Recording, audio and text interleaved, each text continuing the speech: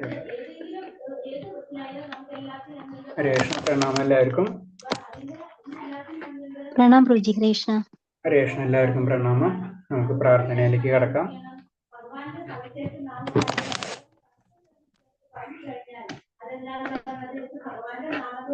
ഓം നമോ ഭഗവതേ വാസുദേവായ. ഓം നമോ ഭഗവതേ വാസുദേവായ. ഓം നമോ ഭഗവതേ വാസുദേവായ.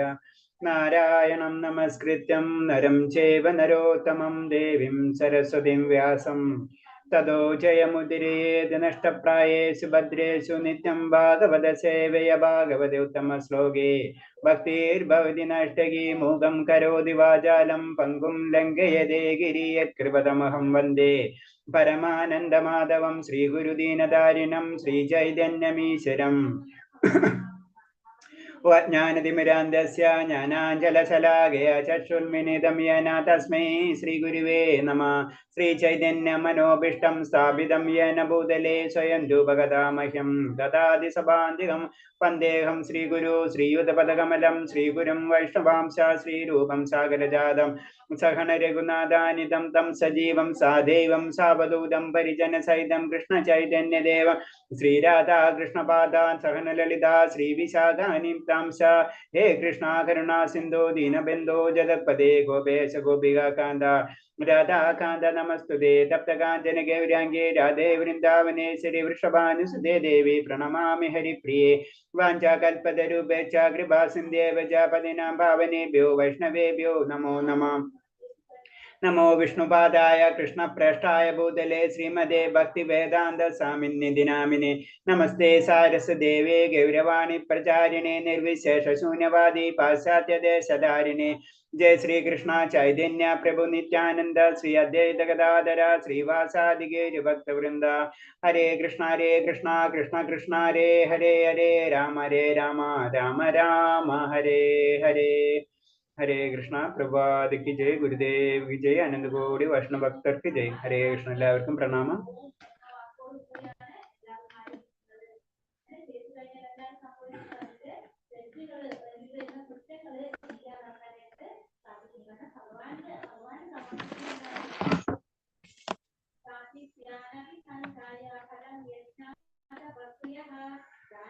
ഹരേ കൃഷ്ണ. എല്ലാവർക്കും പ്രണാമം. അപ്പൊ നമ്മൾ അധ്യായം 17, അതായത് ശ്രദ്ധാവിഭാഗങ്ങൾ. അപ്പൊ നമ്മൾ ഈ അധ്യായത്തോടുകൂടി ശരിക്കും ഇൻഡയറക്റ്റ് ആയിട്ട് പറയണമെന്ന് വെച്ചാൽ ഭഗവത കഴിയണം. ഭഗവത 17 അധ്യായം വരെ ഉള്ളെന്ന് പറയാം. കാരണം എന്ന് വെച്ചാൽ 17 അധ്യായം കഴിഞ്ഞ് 18ാമത്തെ അധ്യായം വീണ്ടും ഒരു സമ്മറി പോലെ ഭഗവാൻ പറഞ്ഞു തരുന്നതാണ്. അപ്പൊ ഈ അധ്യായത്തോടുകൂടി ഇൻഡയറക്റ്റ് ആയിട്ട് പറഞ്ഞാൽ കഴിഞ്ഞു. മനസ്സിലായി? അപ്പൊ 18ാമത്തെ അധ്യായം സമ്മറിയാ ശരിക്കും പറയും. ബാക്കി എല്ലാ കാര്യങ്ങളും വീണ്ടും അതിൽ റിപ്പീറ്റ് ചെയ്യണത് കാണാം നമുക്ക് ശ്രദ്ധിച്ചു കഴിഞ്ഞാൽ 18ാമത്തെ അധ്യായത്തിൽ. അപ്പൊ ഈ അധ്യായത്തോട് കഴിയാ ശരിക്കും. അപ്പോ ഇതില് വരുന്ന ഈ അധ്യായത്തിന്റെ പേരാണ് ശ്രദ്ധാവിഭാഗം. അപ്പൊ ശ്രദ്ധ എന്ന് പറഞ്ഞു കഴിഞ്ഞാൽ ശരിക്കും ഭക്തിയാണ്. ഭക്തി എന്നുള്ള ഭക്തിയുടെ പല വിഭാഗങ്ങൾ ഉണ്ടെന്നാ പറയുന്നത്. അപ്പൊ അതിന് മെയിൻ ആയിട്ട് വരുന്ന പോയിന്റ്സ് എന്ന് പറഞ്ഞത്, ശ്രദ്ധാവിഭാഗങ്ങളിൽ വരുന്ന പോയിന്റ്സ് എന്ന് പറഞ്ഞാൽ നമുക്കറിയാം, നമുക്ക് എല്ലാവർക്കും ഇപ്പൊ നമ്മൾ കുറച്ചു നേരം കുറെ കാര്യങ്ങൾ നമ്മൾ പഠിച്ചല്ലേ, അറ്റ്ലീസ്റ്റ് നമുക്ക് ഈ കാര്യം മനസ്സിലായി. അതായത് സത്ത് ഗുണം, രജസ് ഗുണം, തമോ ഗുണം, ഇങ്ങനെ 3 ഗുണങ്ങൾ നമുക്ക് എല്ലാവർക്കും ഉണ്ട്. അതാണ് പ്രകൃതിയുടെ ഗുണം. ആ പ്രകൃതിയുടെ ഗുണം നമ്മളിലും ഉണ്ടാവും. കാരണം ആ പ്രകൃതിയുടെ ഗുണങ്ങൾ നമ്മൾക്ക് ലഭിക്കുകയെന്ന് വെച്ച് കഴിഞ്ഞാൽ നമ്മളെ പല കർമ്മങ്ങൾ പല ജന്മങ്ങൾക്ക് ശേഷമാണ് നമ്മൾ വന്നിട്ടുള്ളൂ. അപ്പൊ പല ജന്മങ്ങളിൽ കൂടെയും പല ലോകങ്ങളിൽ കൂടെയും പലരും കടന്നു വന്നിട്ടുള്ള വ്യക്തികളാണ്. അപ്പൊ നമുക്കും ഈ രജോ തമോ സത്വ ഗുണങ്ങൾ ഉണ്ടാവും. അത് തന്നെ നമ്മൾ ശ്രദ്ധിച്ചാൽ അറിയാം. ചില ഇപ്പൊ കാലത്തെ സമയങ്ങൾ സാധാരണ രീതിയിൽ എല്ലാവരും സത്വഗുണം ലെവലിലായിരിക്കും. പിന്നെ അത് രജോ ഗുണയിലേക്കും പിന്നെ തമോ ഗുണത്തിലേക്കും നമുക്ക് കടക്കുന്ന അറിയാം. അതേപോലെ തന്നെ ചില കാലഘട്ടങ്ങളിൽ നമ്മൾ ശ്രദ്ധിച്ചാൽ അറിയാം, ചില കാലഘട്ടങ്ങളിൽ നമുക്ക് നല്ല സമയം എന്ന് പറയും അല്ലെ. അതേപോലെ തന്നെ അങ്ങനെ എല്ലാത്തിലും കാണാൻ പറ്റും. ചില ഏരിയകളിൽ ചില സ്ഥലങ്ങൾ, ആ സ്ഥലങ്ങളിൽ ചില സമയത്ത് നല്ല സ്ഥലങ്ങൾ ഉണ്ടാവും. അപ്പൊ അവിടെ ചെല്ലുമ്പോൾ സാത്വികമായിട്ട് പുണ്യക്ഷേത്രങ്ങൾ അങ്ങനത്തെ ഏരിയകളിൽ സാത്വികമായിട്ട് ഇപ്പൊ നരകങ്ങൾ മീൻസ് സിറ്റി ഏരിയയിലൊക്കെ എന്താണ് രജോ ഗുണമായിരിക്കും, എല്ലാവരും ഓട്ടായിരിക്കും. തമോ ഗുണം എന്ന് പറഞ്ഞു കഴിഞ്ഞാൽ അങ്ങനത്തെ രീതിയിൽ ശ്മശാനമായ റേഞ്ചിലുള്ളത്, അതായത് ഏറ്റവും തമോ ഗുണ പ്രധാനമായിട്ടുള്ള സ്ഥലങ്ങൾ നമുക്ക് കാണാൻ പറ്റും. ലഹരി പദാർത്ഥങ്ങൾ ഉപയോഗിക്കുന്ന ഏരിയാസ് ഒക്കെ, അതൊക്കെ തമോ ഗുണമാണ്. അപ്പൊ ഇതാണ് പ്രകൃതിയിൽ ഈ 3 ഗുണവും അത് നമ്മളിലും കാണാൻ പറ്റും. അതേപോലെ തന്നെ ചില വ്യക്തികൾക്ക് ഓട്ടോമാറ്റിക് ആയിട്ട് തമോ ഗുണം കൂടുതലായിരിക്കും, ചില വ്യക്തികൾക്ക് രജോ ഗുണം കൂടുതലായിരിക്കും, ചില വ്യക്തികൾക്ക് സാത്വിക ഗുണം കൂടുതലായിരിക്കും. അങ്ങനെയും ഉണ്ടാവും. അങ്ങനെ ഒരേ സമയം പല വ്യക്തികൾക്കും പല രീതിയിൽ രജോ തമോ ഗുണങ്ങളൊക്കെ വന്നുകൊണ്ടിരിക്കുന്നു. അതേപോലെ തന്നെ ഈവൻ മൃഗങ്ങളെ തന്നെ പറയുമ്പോഴും നമുക്കറിയാം, പശു എന്ന് പറഞ്ഞാൽ സാത്വികമായിട്ടുള്ളതാണ് അല്ല, നായ എന്ന് പറഞ്ഞ രജോണ്, പന്നി എന്ന് പറയുമ്പോൾ ഓട്ടോമാറ്റിക് ആയിട്ട് അത് തമോ ഗുണത്തിലുള്ളതാണ്. ഇങ്ങനെ എല്ലാ വിഭാഗങ്ങളിലും നമുക്ക് കാണാൻ പറ്റും രജോ തമോ ഗുണങ്ങൾ. അതെന്ന് പറഞ്ഞ പ്രകൃതിയുടെ ഗുണങ്ങളാണ് ഇതെന്ന് പറഞ്ഞു. ഇതിൽ നമ്മൾ ബന്ധപ്പെടുന്ന അനുസരിച്ച് നമ്മളെ വിശ്വാസങ്ങൾ തന്നെ മാറിപ്പോകുന്ന പറഞ്ഞത്. അതിന് അതിൽ തന്നെ 3 വിശ്വാസങ്ങൾ വരുന്ന പറഞ്ഞു. അതിൽ രജോ ഗുണ സംബന്ധമായിട്ടുള്ള വിശ്വാസങ്ങൾ ഉണ്ടാവും, തമോ ഗുണമായിട്ടുള്ള വിശ്വാസങ്ങൾ ഉണ്ടാവും, സാത്വികമായിട്ടുള്ള വിശ്വാസങ്ങൾ ഉണ്ടാവും എന്നാ പറഞ്ഞത്. അതിനനുസരിച്ചുള്ള ആഹാര രീതികളും നമുക്കുണ്ടാവും. നമുക്ക് ചിലപ്പോൾ സാത്വികമായിട്ടുള്ള ഭക്ഷണം കഴിക്കുന്ന ഇഷ്ടപ്പെടുന്ന വ്യക്തികളുണ്ടാവും, ചിലപ്പോൾ രജോ ഗുണം കഴിക്കാൻ ഭക്ഷണ രീതിയിലുള്ള കഴിക്കുന്ന വ്യക്തികളുണ്ടാവും, അതേപോലെ തന്നെ തമോ ഗുണമുള്ള രീതിയിലുള്ള ഭക്ഷണം കഴിക്കുന്ന ഇഷ്ടപ്പെടുകയുണ്ടാവും.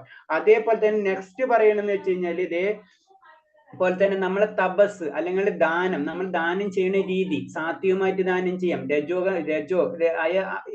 രജോ ഗുണമായിട്ടുള്ള ദാനം ചെയ്യാം, താമസികമായിട്ടുള്ള ദാനങ്ങൾ ചെയ്യാം. അതേപോലെ തന്നെ നമ്മളെ തപസ്, നമ്മളെ വാക്കുകൾ, നമ്മള് മനസ്സുകൊണ്ട് വാക്കുകൾ കൊണ്ട് ഒരാളെ നമുക്ക് സാത്വികമായിട്ട് സംസാരിക്കാം. അതേപോലെ തന്നെ തമോ ഗുണ ലെവലിൽ നമുക്ക് അവരായിട്ട് സംസാരിക്കാം. അതൊക്കെ അതുപോലെ അതിനെ വാക്കുകൊണ്ട്, പിന്നെ ശരീരം കൊണ്ട്, മനസ്സുകൊണ്ട്, ഇങ്ങനത്തെ ഒക്കെ കാര്യങ്ങളാണ് ഇതില് ഈ അധ്യായത്തിൽ ഡിസ്കസ് ചെയ്യുന്നത്. അപ്പൊ ഓരോ ഗുണത്തിനനുസരിച്ച് നമ്മൾ ആർജിച്ചിട്ടുള്ള ഓരോ ഗുണത്തിനനുസരിച്ചായിരിക്കും നമുക്ക് അതിനോട് ഇഷ്ടപ്പെടാം. അപ്പൊ ഭഗവാൻ അർജുനൻ ചോദിക്കുന്നുണ്ട് ആ ചോദ്യം. അതിന് ഫസ്റ്റ് ശ്ലോകം തന്നെ അതിൽ ഏതാ നല്ലത്.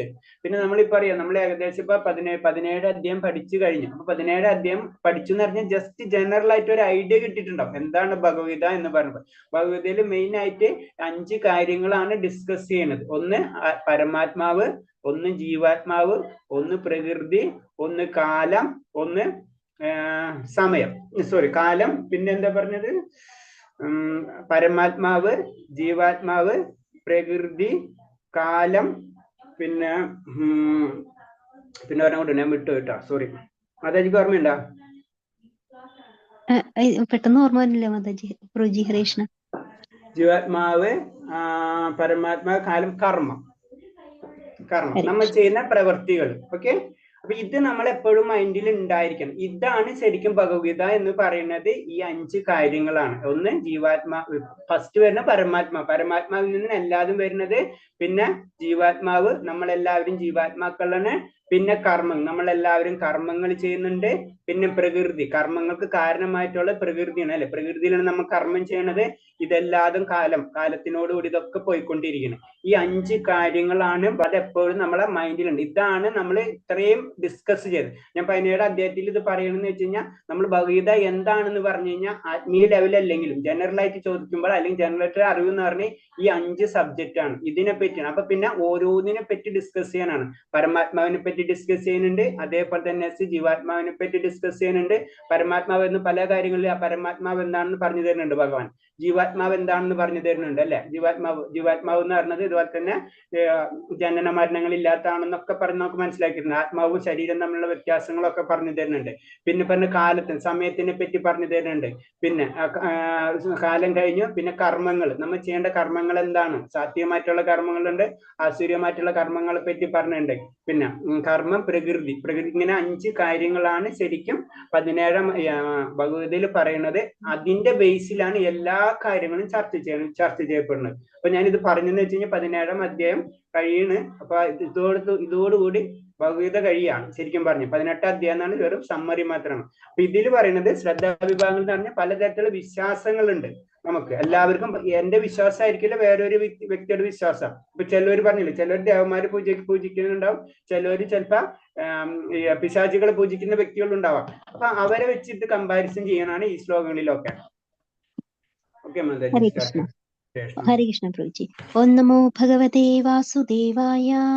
അർജുന ഉവാച യേ ശാസ്ത്രവിധിമുത്സൃജ്യ യജന്തെ ശ്രദ്ധയാന്വിതാഃ തേഷാം നിഷ്ഠാ തു കാ കൃഷ്ണ സത്വമാഹോ രജസ്തമഃ. ഹരേ കൃഷ്ണ. ഹരേ കൃഷ്ണ. അതിൽ അത് തന്നെ ചോദിക്കണ് ഭഗവാൻ. അർജുനൻ ചോദിച്ചു, അല്ലയോ കൃഷ്ണ, ശാസ്ത്രവിദ്യകളെ ഒന്നും പിന്തുടരാതെ തങ്ങളുടെ സ്വന്തം ഭാവനയനുസരിച്ച് ആരാധന ചെയ്യുന്നവരുടെ സ്ഥിതി എന്ത്? സത്വ രജോ തമോ ഗുണങ്ങളിൽ എന്താണ് അവരിൽ കാണുന്നത് എന്നാണ് ചോദിക്കുന്നത്. അത് തന്നെ. അപ്പൊ കാരണം എന്ന് വെച്ച് കഴിഞ്ഞാല് നമ്മളെ ഇഷ്ടത്തിന് നമുക്ക് പല രീതിയിൽ നമ്മൾ ആർജിച്ച ഗുണങ്ങൾക്കനുസരിച്ച് നമ്മൾ ഭഗവാൻ പറഞ്ഞാൽ അവര് സങ്കല്പിക്കുന്ന ഒരു ഭഗവാനെ അവര് ആരാധിച്ചു കൊണ്ടിരിക്കുന്നു. അപ്പൊ അത് ശരിയാണോ? അവർക്ക് അങ്ങനെ അത് പൂർണ്ണത ലഭിക്കുവോ സത്വരജ തമോ ഗുണങ്ങളിൽ പോയി കഴിഞ്ഞാൽ? ആ ചോദ്യമാണ് അർജുനൻ ചോദിക്കുന്നത്. കാരണം എന്ന് വെച്ച് കഴിഞ്ഞാൽ ഒരു മനുഷ്യന് ഈശ്വര ഭാവന സങ്കല്പിച്ച് വിശ്വസിച്ച് പോരുന്നവർ സത്വഗുണമോ രജോ ഗുണമോ തമോ ഗുണമോ ഏതാണ് മുന്നിട്ട് നിൽക്കുന്നത് അവർക്ക് ജീവിതത്തിന് പരിപൂർണത നേടാൻ കഴിയുമോ? കാരണം നമ്മളെ ജീവിതത്തിൽ പിന്നെ ഞാൻ സാത്വികമായിട്ടാണ് മുന്നിട്ട് നിൽക്കുന്നത്, അല്ലെങ്കിൽ രാജസികമായിട്ടാണ് മുന്നിട്ട് നിൽക്കുന്നത്. അപ്പൊ രാജസികമായിട്ടുള്ള വ്യക്തികൾ രാജസികമായിട്ടുള്ള വിശ്വാസങ്ങളിലായിരിക്കും മുന്നേറാം അല്ല. അപ്പൊ അങ്ങനെ വരുമ്പോ അവർക്ക് അത് പൂർണ്ണത നേടാൻ കഴിയുമോ? കാരണം അവൻ അതാണ് ആഗ്രഹിക്കുന്നത്, അവന്റെ മനസ്സ് അതാണ്. അപ്പൊ അതേ ചെയ്യുള്ളൂ അവൻ. അപ്പൊ അങ്ങനെ ചെയ്യുമ്പോൾ അൾട്ടിമേറ്റ് അവൻ ആ പോയിന്റിലേക്ക് എത്തോ എന്നാണ് ചോദിക്കുന്നത് അർജുനന്റെ. അപ്പൊ ഭഗവാൻ പറഞ്ഞു കൊടുക്കുന്നുണ്ട് അടുത്ത ശ്ലോകം അത്. ഹരേ കൃഷ്ണ. ശ്രീ ഭഗവാനുവാച ത്രിവിധാ ഭവതി ശ്രദ്ധ ദേഹിനാം സാ സ്വഭാവച സാത്വികീ രാജസി ചൈവ താമസി ചേതി താം ശൃണു. ഹരേ കൃഷ്ണ. ഹരേ കൃഷ്ണ. അപ്പൊ ഇതിൽ പറഞ്ഞ എന്താണ്? വ്യത്യസ്തമായ പ്രകൃതി ഗുണങ്ങളിൽ സ്ഥിതി ചെയ്യുന്നതിനനുസരിച്ച് അല്ലയോ ഭാരത ശ്രേഷ്ഠ, ഓരോ വ്യക്തിയും ഓരോ തരത്തിലുള്ള വിശ്വാസത്തെ വളർത്തിയെടുക്കുന്നു. താൻ ആർജിച്ച ഗുണങ്ങൾക്കനുസരിച്ച് ജീവിത സത്തകളെ രണ്ടാമത്തെ ഞാൻ വായിച്ചപ്പോ എനിക്ക് തോന്നി. Okay, thank you Mataji. അങ്ങനെ പറയണം കേട്ടോ. ഓക്കെ. അർജുനൻ ചോദിച്ചു, അല്ലയോ കൃഷ്ണ, ശാസ്ത്രവിദ്യകൾ ഒന്നും പിന്തുടരാതെ ഇത് രണ്ട് വന്നില്ല അല്ലേ? ഇതിലില്ല, രണ്ടില്ല. ഓക്കെ, ഞാനത് പറയാം. രണ്ട് വന്നില്ല, മൂന്നാ വന്നത്. ശരി, കുഴപ്പമില്ല, ഞാൻ ഇതിൽ നോക്കിയിട്ട് പറയാം. രണ്ടില് പറയണെന്ന് വെച്ച് കഴിഞ്ഞാല് ശ്രീ ഭഗവാൻ പറഞ്ഞു, ശരീരസ്ഥനായ ജീവാത്മാവിന്റെ പൂർവാർജിത പ്രകൃതി ഗുണങ്ങൾക്കനുസരിച്ച് അതിന്റെ വിശ്വാസം സാത്വികമോ രാജസ്യമോ താമസികമോ ആയിത്തീരുന്നു. ഇതിനെപ്പറ്റി കേൾക്കൂ. അപ്പൊ ഇത് പറയുന്നത് വെച്ച് കഴിഞ്ഞാല് ഭഗവാൻ പറഞ്ഞു കൊടുക്കണം എന്ന് വെച്ച് കഴിഞ്ഞാല് ഓരോരുത്തരും ആർജിച്ച പ്രത്യേകിച്ച് പറയുന്നുണ്ട്, പൂർവാർജിത പ്രകൃതി ഗുണങ്ങൾക്കനുസരിച്ച് നമ്മൾ ആർജിച്ച പ്രകൃതി ഗുണങ്ങൾക്കനുസരിച്ചാണ് നമുക്ക് നമ്മുടെ വിശ്വാസം സാത്വികമോ രാജസ്യമോ താമസ്യമോ ആവുന്നത് എന്ന് പറഞ്ഞത്. അതായത് നമ്മൾ പല ജന്മങ്ങളും അതുപോലെ തന്നെ നമ്മുടെ ഭൗതിക ലോകത്തിൽ വന്നിട്ട് നമ്മൾ ആർജിച്ച ഗുണത്തിനനുസരിച്ചായിരിക്കും നമുക്ക് ആ വിശ്വാസം തന്നെ മാറണമെന്ന് പറഞ്ഞത്. നമുക്ക് ചിലപ്പോൾ രാജസികമായിട്ടുള്ള വിശ്വാസമായിരിക്കും, ചിലപ്പോൾ സാത്വികമായിട്ടുള്ള ഒരു വിശ്വാസമായിരിക്കും. അപ്പൊ നമ്മൾ ശരിക്കും ചെയ്യേണ്ടതെന്ന് പറഞ്ഞാൽ നമുക്ക് അങ്ങനെ എന്തായാലും നമുക്ക് ഏതൊരു വ്യക്തിക്കും, അതിന് താമസികമായിട്ടുള്ള ലെവലിലുള്ള വ്യക്തിയാണെങ്കിലും അവനും ആരാധിക്കും. ഒരു വ്യക്തിയിൽ അതിന് നമ്മളിപ്പോ കാട്ടിൽ പോയി കഴിഞ്ഞാൽ കാട്ടിൽ ജീവിക്കുന്ന മനുഷ്യന്മാർ അവരാരും ആരാധിക്കുന്നുണ്ട്, അവരെ രീതിയിൽ അവർ ആരാധിക്കുന്നുണ്ട് അല്ലെ? അപ്പൊ ആരാധന എല്ലാവരും ഉള്ളിലുള്ളതാണ്. അത് ചിലപ്പോൾ രാജസീയമായിട്ടും സാത്വികമായിട്ടും താമസികമായിട്ടും മാറാന്ന് മാത്രമേ ഉള്ളൂ. അപ്പൊ അതിലേതാ നല്ലതെന്നാണ് പറയുന്നത്. അപ്പൊ ഭഗവാൻ പറയണെന്ന് വെച്ചാൽ ഇത് മൂന്നും ഉണ്ട്, ഇനി ഓരോന്നോരോന്ന് പറഞ്ഞു വരും, അതിലേത് ബെറ്റർ എങ്ങനെയാണെന്നുള്ള കാര്യങ്ങൾ ഇതിൽ പറഞ്ഞു തരുന്നുണ്ട്.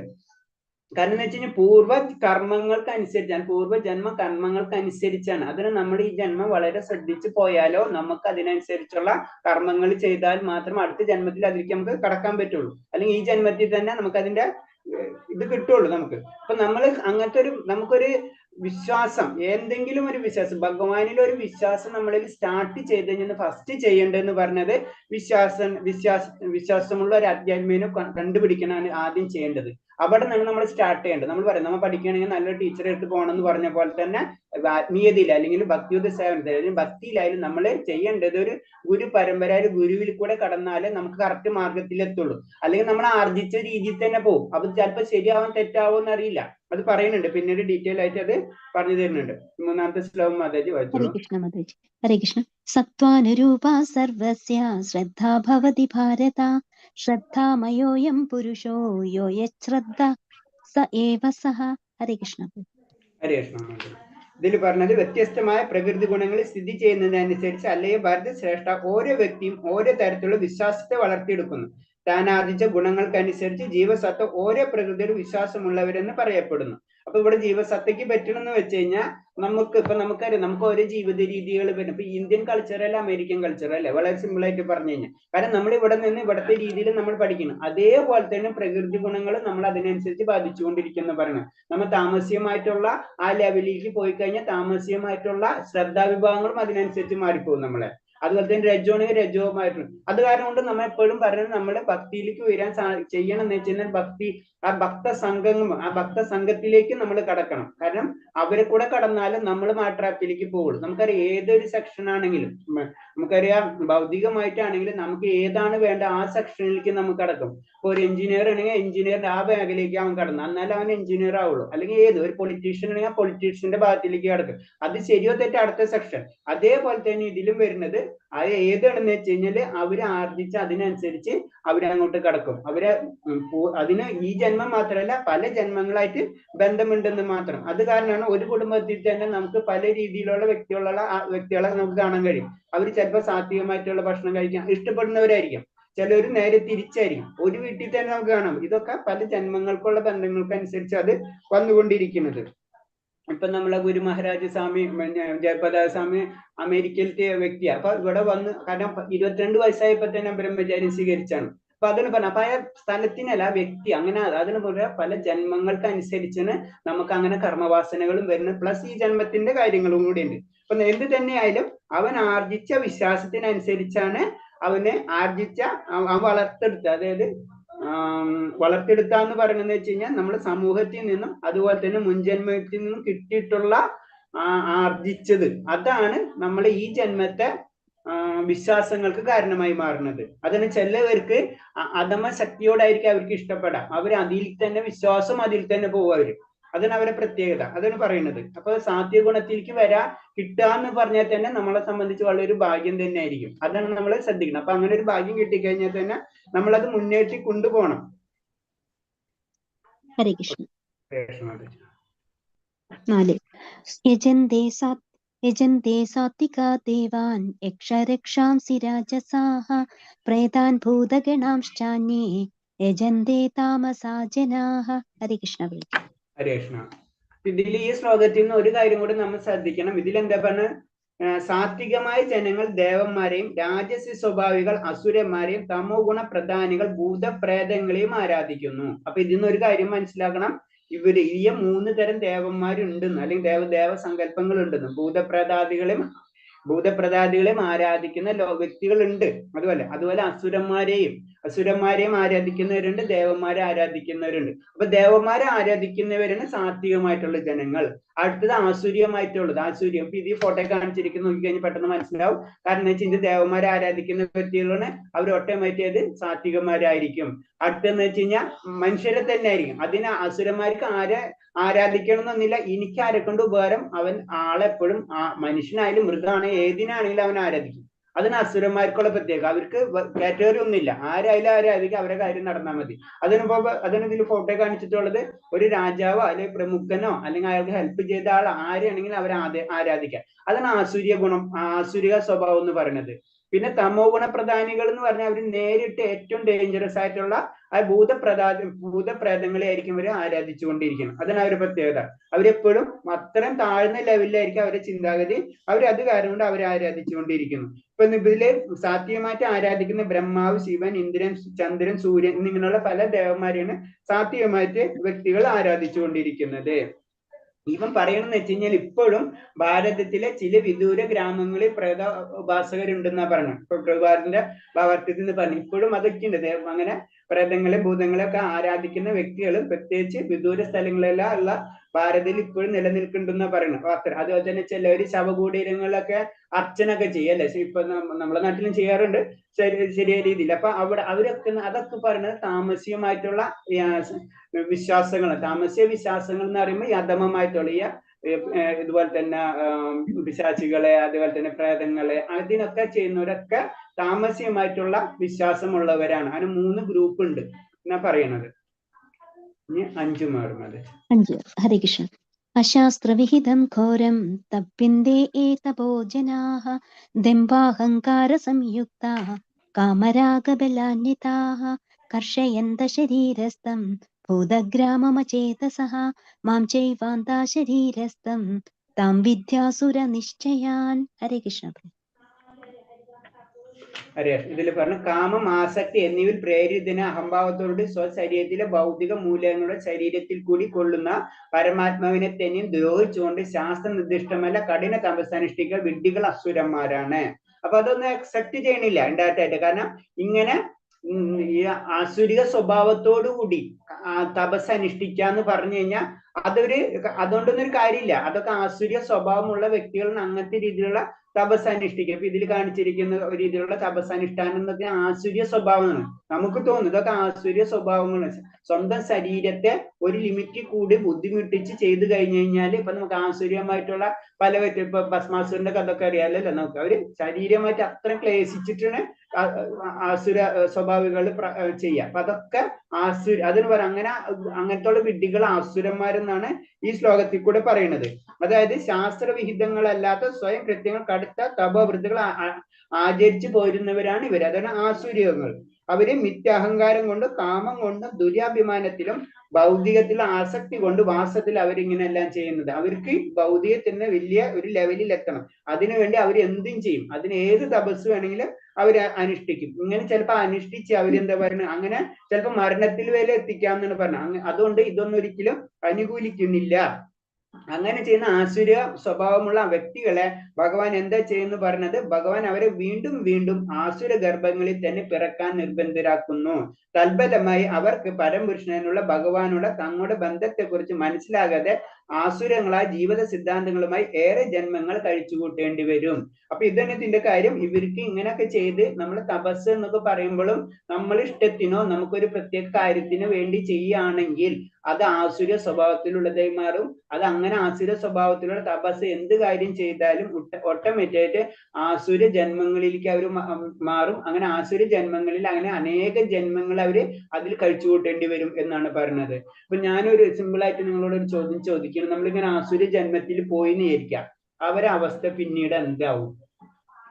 അവരെ പറയില്ല ഇങ്ങനെ അവരെന്നും ആസുര ജന്മത്തിൽ തന്നെ ആയിരിക്കും. അവർക്കൊരു മോചനം കിട്ടുമോ? ആർക്കെങ്കിലും ഒന്ന് പറയാൻ പറ്റുമോ? ഇതിൽ പറയണ്ടല്ലോ ആസുര ജന്മത്തിൽ ഞാൻ അവരെ പിടിക്കുന്നത്. പിന്നെ ആസുര ജന്മത്തിൽ പോയി ഇപ്പൊ നരകത്തിൽ, ഇപ്പൊ നമ്മൾ എല്ലാവരും സിമ്പിൾ ആയിട്ട് പറയാ, തെറ്റ് ചെയ്ത് കഴിഞ്ഞാൽ നരകത്തിൽ പോയി. ഞാൻ സംബന്ധിച്ചാൽ നരകത്തിൽ പോയി കഴിഞ്ഞാൽ പിന്നെ എന്താ സംഭവിക്കുക?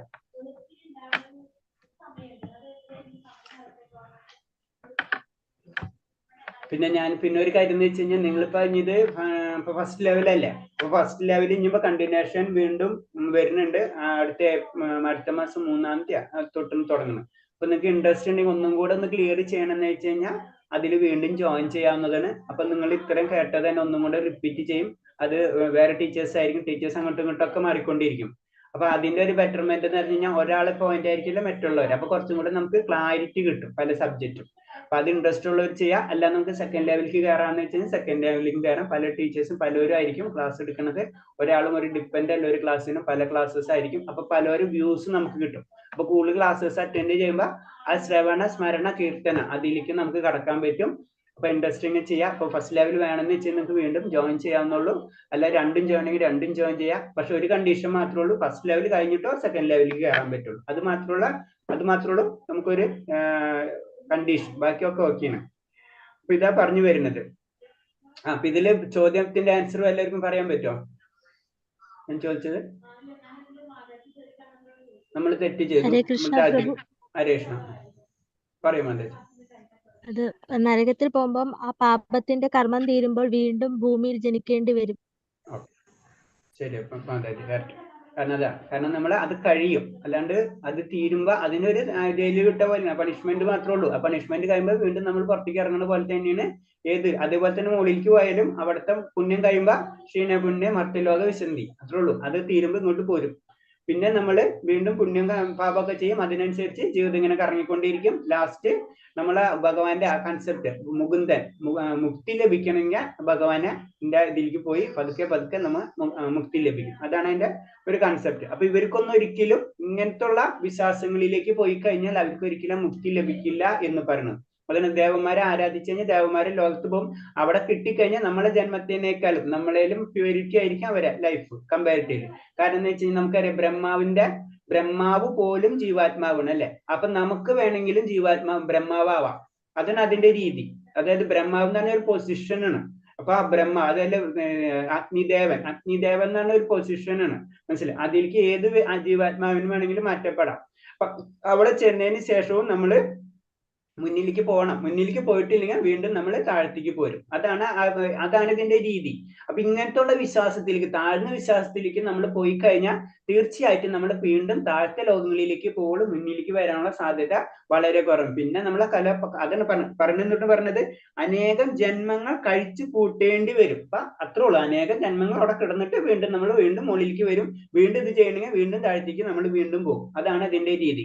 അപ്പൊ പക്ഷെ നമ്മൾ ദേവന്മാർക്കുള്ള പവർ എന്ന് വെച്ച് കഴിഞ്ഞാൽ അവർക്ക് ഭഗവാൻ ഓരോ ഡ്യൂട്ടീസ് കൊടുത്തിട്ടുണ്ട്. ഇപ്പൊ നമുക്കറിയാം ഒരു കമ്പനിയിൽ ഒരുവിധം നന്നായിട്ട് വർക്ക് ചെയ്യുന്ന വ്യക്തികൾക്കും അങ്ങനത്തെ ഡ്യൂട്ടീസ് കൊടുക്കുള്ളൂ അല്ലെ. എല്ലാവർക്കും പിടിച്ച് മാനേജർ ആക്കില്ല. എന്ന് പറഞ്ഞ പോലെ നമ്മളെ ആ ലെവലിനനുസരിച്ച്, നമ്മളെ പുരോഗതിക്ക് അനുസരിച്ച് അല്ലെങ്കിൽ ആത്മീയ ലെവലിനനുസരിച്ചാണ് ഭഗവാൻ ഓരോ ദേവന്മാർക്കും ഓരോ ഇത് കൊടുക്കുന്നത്, അവരെ ഡ്യൂട്ടീസ് ചെയ്ത് കൊടുക്കുന്നത്. അങ്ങനെയാണ് നമ്മൾ അത് മനസ്സിലാക്കേണ്ടത്. ഓക്കെ, ഹരേ കൃഷ്ണ. ആഹാരസ്ത്വപി സർവസ്യ ത്രിവിധോ ഭവതി പ്രിയഃ യജ്ഞസ്തപസ്തഥാ ദാനം തേഷാം ഭേദമിദം ശൃണു. ഹരേ കൃഷ്ണ. ഹരേ കൃഷ്ണ. ഇതിൽ മനുഷ്യർക്ക് ഭക്ഷണ വിഷയത്തിൽ പോലും ഇഷ്ടാനിഷ്ടങ്ങൾ ഭൗതിക പ്രകൃതിയുടെ ത്രിഗുണങ്ങൾക്ക് അനുസരിച്ച് യജ്ഞങ്ങൾ, തപസ്, ദാനം എന്നിവയുടെ കാര്യത്തിൽ അങ്ങനെ തന്നെ. ഇവയുടെ വ്യത്യാസങ്ങളെ പറ്റി കേട്ടുകൊള്ളുക. ഇനി പറയണം ഭക്ഷണത്തിന്റെ കാര്യമാണ്. ഇപ്പൊ നമ്മൾ ആദ്യം ഫസ്റ്റ് സെക്ഷൻ കഴിഞ്ഞു. അതില് പല 3 കാര്യം പറഞ്ഞ് അതിൽ അൾട്ടിമേറ്റ് നമുക്കറിയാം ദൈവിക ഗുണം തന്നെയാണ് ബെറ്റർ. അതിൽ കൂടെ നമ്മൾ ഭഗവാനിലേക്ക് പോകണം. അതാണ് അൾട്ടിമേറ്റ് ഇത്തരം പറഞ്ഞ ശ്ലോകങ്ങളിൽ നിന്ന് പറയുന്നത്. ഇനി പറയുന്നത് ഭക്ഷണത്തിന്റെ കാര്യമാണ്. ഭക്ഷണത്തിൽ തന്നെ നമുക്കിങ്ങനെ ശ്രദ്ധിച്ചാൽ അത് ഞാൻ പറഞ്ഞു കുറച്ചു നേരത്തെ, നമ്മൾ വീട്ടിൽ തന്നെ 10 പേരുണ്ടെങ്കിൽ 10 പേരായിരിക്കും ഭക്ഷണത്തിന്റെ ഇഷ്ടം. അതെന്ന് പറഞ്ഞത് അതും എന്തിനു ത്രിഗുണങ്ങളെ ആശ്രയിച്ചായിരിക്കും പറയണത്. അപ്പൊ മനുഷ്യർക്ക് ഭക്ഷണ വിഷയത്തിൽ പോലും ത്രിഗുണങ്ങൾക്ക് അനുസൃതമായിരിക്കും. അപ്പൊ ത്രിഗുണങ്ങളിലെ ഏറ്റക്കുറിച്ചിലനുസരിച്ച് ഭക്ഷണത്തിന്റെ കാര്യത്തിലും വ്യത്യാസങ്ങൾ വരും. അപ്പൊ ഞാൻ അതിനെ പറ്റിയാണ് ഡീറ്റെയിൽ പറയുന്നത്. അടുത്ത ശ്ലോകം വായിക്കാം. ഹരേ കൃഷ്ണ. ആയുസ്സത്വബലാരോഗ്യ സുഖപ്രീതി വിവർധനാഃ രസ്യാ സ്നിഗ്ധാ സ്ഥിരാ ഹൃദ്യ ആഹാരാ സാത്വിക പ്രിയാഃ. ഹരേ കൃഷ്ണ. ഹരേ കൃഷ്ണ. ഇപ്പൊ ഇതിൽ പറഞ്ഞ ദീർഘായുസും നിലനിൽപ്പിനെ തന്നെ ശുദ്ധീകരിക്കുന്നതും ബലം നൽകുന്നതും ആരോഗ്യത്തെയും സന്തുഷ്ടിയും സമൃദ്ധിയെയും വളർത്തുന്നതും രസവത്വം പ്രീതികരവും സ്നിഗ്ധവും ആസ്വാദ്യവുമായ ആഹാരമായിരിക്കും സാത്വിക സ്വഭാവികൾക്ക് ഇഷ്ടം. അപ്പൊ എന്താണ് ഭക്ഷണത്തിന്റെ കാര്യത്തിൽ തന്നെ സാത്വികം, രാജസ്യം, താമസികം എന്നുള്ള 3 ഗുണങ്ങളുണ്ട്. അതിൽ സാത്വികമായി എന്ന് പറയുമ്പോൾ അവർക്ക് എപ്പോഴും എന്താണ് ആരോഗ്യത്തിനുള്ള ഭക്ഷണം കഴിക്കുക, സമൃദ്ധി കിട്ടുക, ഇങ്ങനെ എല്ലാത്തിനും കൂടി നമുക്കറിയാം. നല്ലൊരു സാത്വികമായിട്ടുള്ള ഭക്ഷണത്തിന്റെ ഫോട്ടോ കാണിച്ചിട്ടുള്ളത് അല്ലെ, ഇൻഡയറക്റ്റ് ആയിട്ട് പറഞ്ഞു കഴിഞ്ഞാൽ. അപ്പൊ അങ്ങനെ വരുമ്പോൾ ഇതിനോട് ഇഷ്ടപ്പെടുന്നവരായിരിക്കും സാത്വികമായിട്ടുള്ള ഭക്ഷണം. അപ്പൊ സാത്വികമായിട്ടുള്ള ഭക്ഷണത്തിന്റെ പ്രത്യേകത എന്താണ്? അതെന്തായിരിക്കും? ഓട്ടോമാറ്റിക്കായിട്ട് നമ്മുടെ നിലനിൽപ്പിനെ ശുദ്ധീകരിക്കുന്നതായിരിക്കും, ആരോഗ്യം ഉണ്ടാക്കുന്നതായിരിക്കും, നമുക്ക് രസവത്തായിരിക്കും, നമുക്ക് രസം തോന്നും. മനസ്സിലായി? രസം തോന്നുന്ന സാത്വികർക്ക് സാത്വികരുടെ ഭക്ഷണം രസം തോന്നുള്ളൂ കേട്ടോ. അതിന്റെ രസം. അപ്പൊ സാത്വികർക്ക് സാത്വിക ഭക്ഷണമാണ് ഏറ്റവും നല്ലത്. അത് സാത്വികർക്ക് മാത്രമേ അത് രസം തോന്നുള്ളൂ. ഇപ്പൊ കടുവയ്ക്ക് പാൽപ്പായസം കൊണ്ട് കൊടുത്തു കഴിഞ്ഞാൽ കടുവയ്ക്ക് അത് ഇഷ്ടപ്പെടില്ല എന്ന് പറഞ്ഞ പോലെ തന്നെ ആ ഡിഫറൻസ് സാത്വികർക്ക് മാത്രം. ഇപ്പൊ അത് മനസ്സിലാക്കേണ്ടത്. അപ്പൊ സാത്വിക ഭക്ഷണം എന്ന് പറഞ്ഞാൽ അത് സാത്വികർക്ക് ഇഷ്ടപ്പെടുള്ളൂ. പക്ഷെ സാത്വികർ ഭക്ഷണം എന്ന് പറയുന്നത് അത് ഏറ്റവും നല്ലതിന്, അത് ശരീരത്തിന്റെ ബലത്തിനും അതേപോലെ തന്നെ ആരോഗ്യത്തിനും ഇതിനൊക്കെ നല്ലതാണെന്നാണ് പറയുന്നത്. അടുത്ത ശ്ലോകം. ഹരേ കൃഷ്ണ. കഡ്ഡുംളലവണാത്യുഷ്ണ 9. കഡ്ഡുംളലവണാത്യുഷ്ണ തീഷ്ണരൂഷവിദാഹിനഃ ആഹാരാ രാജസശ്രേഷ്ഠ ദുഃഖശോകാമയപ്രദാഃ. ഹരേ കൃഷ്ണ. ഹരേ കൃഷ്ണ. കയ്പ്, പുളിപ്പ്, ഉപ്പ്, രസം, കടുത്ത ചൂട്, എരിവ്, വരൾച്ച എന്നിവ കൂടുതലുള്ള ആഹാര പദാർത്ഥങ്ങൾ രാജസ്വഭാവങ്ങൾ ഇഷ്ടപ്പെടും. ഇത്തരം ഭക്ഷ്യങ്ങൾ ദുഃഖത്തിനും രോഗങ്ങൾക്കും വഴിവെക്കുന്നതാണ്. അപ്പൊ എന്താണ് ഇത് പറയുന്നത്? ഇതേപോലെ തന്നെ രാജസ്യമായിട്ടുള്ള സ്വഭാവ വ്യക്തികൾക്ക് അവർക്ക് എരിവ്, പുളിപ്പ്, ഉപ്പ് ഇങ്ങനത്തെ കാര്യങ്ങളായിരിക്കും, ചൂട് കൂടുതലുള്ളത്, എരിവ്, ഇതൊക്കെ ആയിരിക്കും അവർക്ക് കൂടുതൽ ഇഷ്ടപ്പെടാം. പക്ഷെ അങ്ങനത്തെ ഭക്ഷണം കഴിച്ചു കഴിഞ്ഞാൽ തീർച്ചയായിട്ടും നമുക്ക് അങ്ങനത്തെ ഉള്ള അസുഖങ്ങൾ സാധാരണ സംഭവിക്കുന്നതാണ്. അപ്പൊ ഇതൊക്കെ നമുക്കിപ്പോ ഇപ്പൊ നമുക്കിതൊന്നും പറയേണ്ടായിരുന്നു. ചിലപ്പോൾ ഒരു 50 വർഷം മുന്നാണ് ഇത് പറയുന്നത് വെച്ചാൽ വ്യത്യാസം ആൾക്കാർക്ക് സംശയം ഉണ്ടാവും. ഇപ്പൊ എന്ന് വെച്ചാൽ മോഡേൺ സയൻസ് ഇത്രയും നമുക്ക് എല്ലാവർക്കും കണക്റ്റഡ് ആയി കഴിഞ്ഞല്ലേ, നെറ്റിലും കാര്യങ്ങളും. അപ്പൊ ഇതൊക്കെ എല്ലാവർക്കും അറിയാവുന്ന ഒരു സബ്ജക്റ്റ് ആയി മാറി. അപ്പൊ ഇതിന്റെ സത്യം പറഞ്ഞ ഭഗവാൻ എത്ര കാര്യങ്ങൾ നമുക്ക് പറഞ്ഞു തന്നിട്ടുള്ളൂ. വളരെ സിമ്പിൾ ആയിട്ട് ഈ ഭക്ഷണം നമ്മൾ കഴിച്ചു കഴിഞ്ഞാൽ രാജസ്യമായിട്ടുള്ള ഗുണങ്ങളിലേക്കാണ് നമ്മളിപ്പോ ഇൻഡയറക്റ്റ് അങ്ങനെയാണ് മനസ്സിലാക്കേണ്ടത്. നമ്മൾ ഇങ്ങനത്തെ ഭക്ഷണം കഴിക്കുന്നതോടുകൂടി നമ്മൾ രാജസ്യ സ്വഭാവത്തിലേക്ക് പോകും, അല്ലെങ്കിൽ രാജസ്യ സ്വഭാവികളാണ് ഇങ്ങനത്തെ ഭക്ഷണങ്ങൾ കഴിക്കുക. അതാണ് പറയുന്നത്.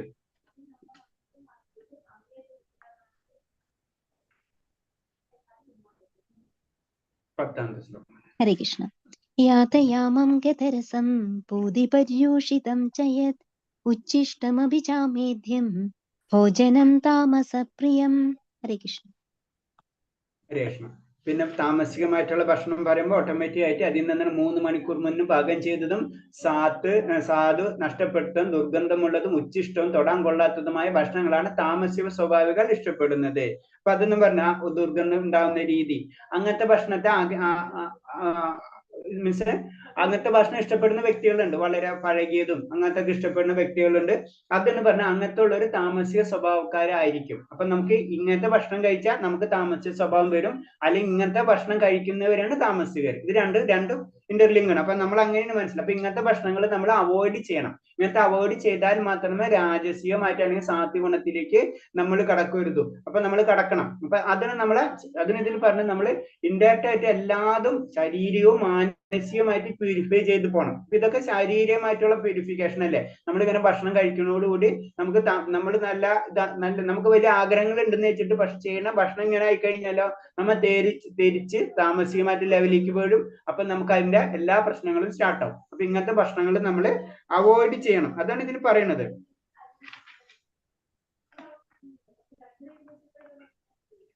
പഴകിയ ഭക്ഷണത്തിന്റെ ഫോട്ടോഗ്രാഫ് വെക്കുന്നത്. ഹരേ കൃഷ്ണ. ഹരേ കൃഷ്ണ. അഫലാകാംക്ഷിഭിർ യജ്ഞോ വിധിദിഷ്ടോ യ യുജ്യതേ യഷ്ടവ്യമേവേതി മനഃ സമാധായ സ സാത്വികഃ. ഹരേ കൃഷ്ണ. ഹരേ കൃഷ്ണ. ഇനി നമ്മള് യജ്ഞങ്ങളെ പറ്റിയാണ് പറഞ്ഞു. പൂജകൾ എന്നുള്ള വേറെ രീതി നമ്മൾ സംസാരിക്കാം. ഭഗവാൻ അർപ്പിക്കുന്ന എന്തൊരു കാര്യം. അപ്പൊ യജ്ഞങ്ങൾ വെച്ച് ബലം ഉദ്ദേശമില്ലാത്തതും സശ്രദ്ധയും വേദവിധി പ്രകാരം കർത്തവ്യബോധത്തോടെ അനുഷ്ഠിക്കുന്ന യജ്ഞം എത്ര സാത്വികം. അപ്പൊ ഭഗവാന്റെ കാര്യങ്ങൾക്ക് വേണ്ടി ചെയ്യുക, അതിൽ നമ്മൾ ബലം ഒന്നും പ്രതീക്ഷിക്കാതിരിക്കുക. എന്തൊരു കാര്യം ഭഗവാനോട് എന്ത് ചെയ്തു കഴിഞ്ഞാൽ പറയില്ല, നമ്മള് 10 രൂപ ലോട്ടറി ടിക്കറ്റ് എടുത്തിട്ട് 1 കോടി അടിക്കുന്ന ചിന്താഗതി, അതെന്ന് പറഞ്ഞാൽ അതല്ല ശരിക്കും സാത്വികം എന്ന് പറയുമ്പോൾ. സാത്വികം എന്ന് പറഞ്ഞാൽ അതിൽ നമ്മളൊന്നും ബലം പ്രതീക്ഷിക്കാതെ ചെയ്യുമ്പോഴാണ് അതിനെ സാത്വികമായിട്ടുള്ള യജ്ഞം എന്ന് പറയുന്നത്. അതിന് പറഞ്ഞത് അതായത് നമ്മൾ ചെയ്യുമ്പോൾ എന്താ വെച്ചാൽ ഭഗവാനെ വന്ദിക്കാനും പൂക്കളും ഭക്ഷ്യങ്ങളും സമർപ്പിക്കാനും വേണ്ടിയായിരിക്കണം നമ്മൾ ക്ഷേത്രങ്ങളിൽ പോകുന്നത്. ക്ഷേത്രത്തിൽ പോകണെന്തിനും ഭഗവാനെ വന്ദിക്കാനും അതുപോലെ ഭഗവാനെ പൂക്കളും അതുപോലെ നിവേദ്യങ്ങളൊക്കെ അർപ്പിക്കേണ്ട ആ മനസ്സോടായിരിക്കണം നമ്മൾ ഭഗവാനെ പോയി നമ്മൾ ചെന്ന് കാണുക എന്ന് മാത്രമേ ഉള്ളൂ അല്ലെ. അപ്പൊ ആ ഡ്യൂട്ടി ചെയ്യാം, അല്ലാണ്ട് അതിന്റെ അപ്പുറം അവിടെ നിന്ന് ഇങ്ങോട്ടൊന്നും പ്രതീക്ഷിക്കാതിരിക്കുക.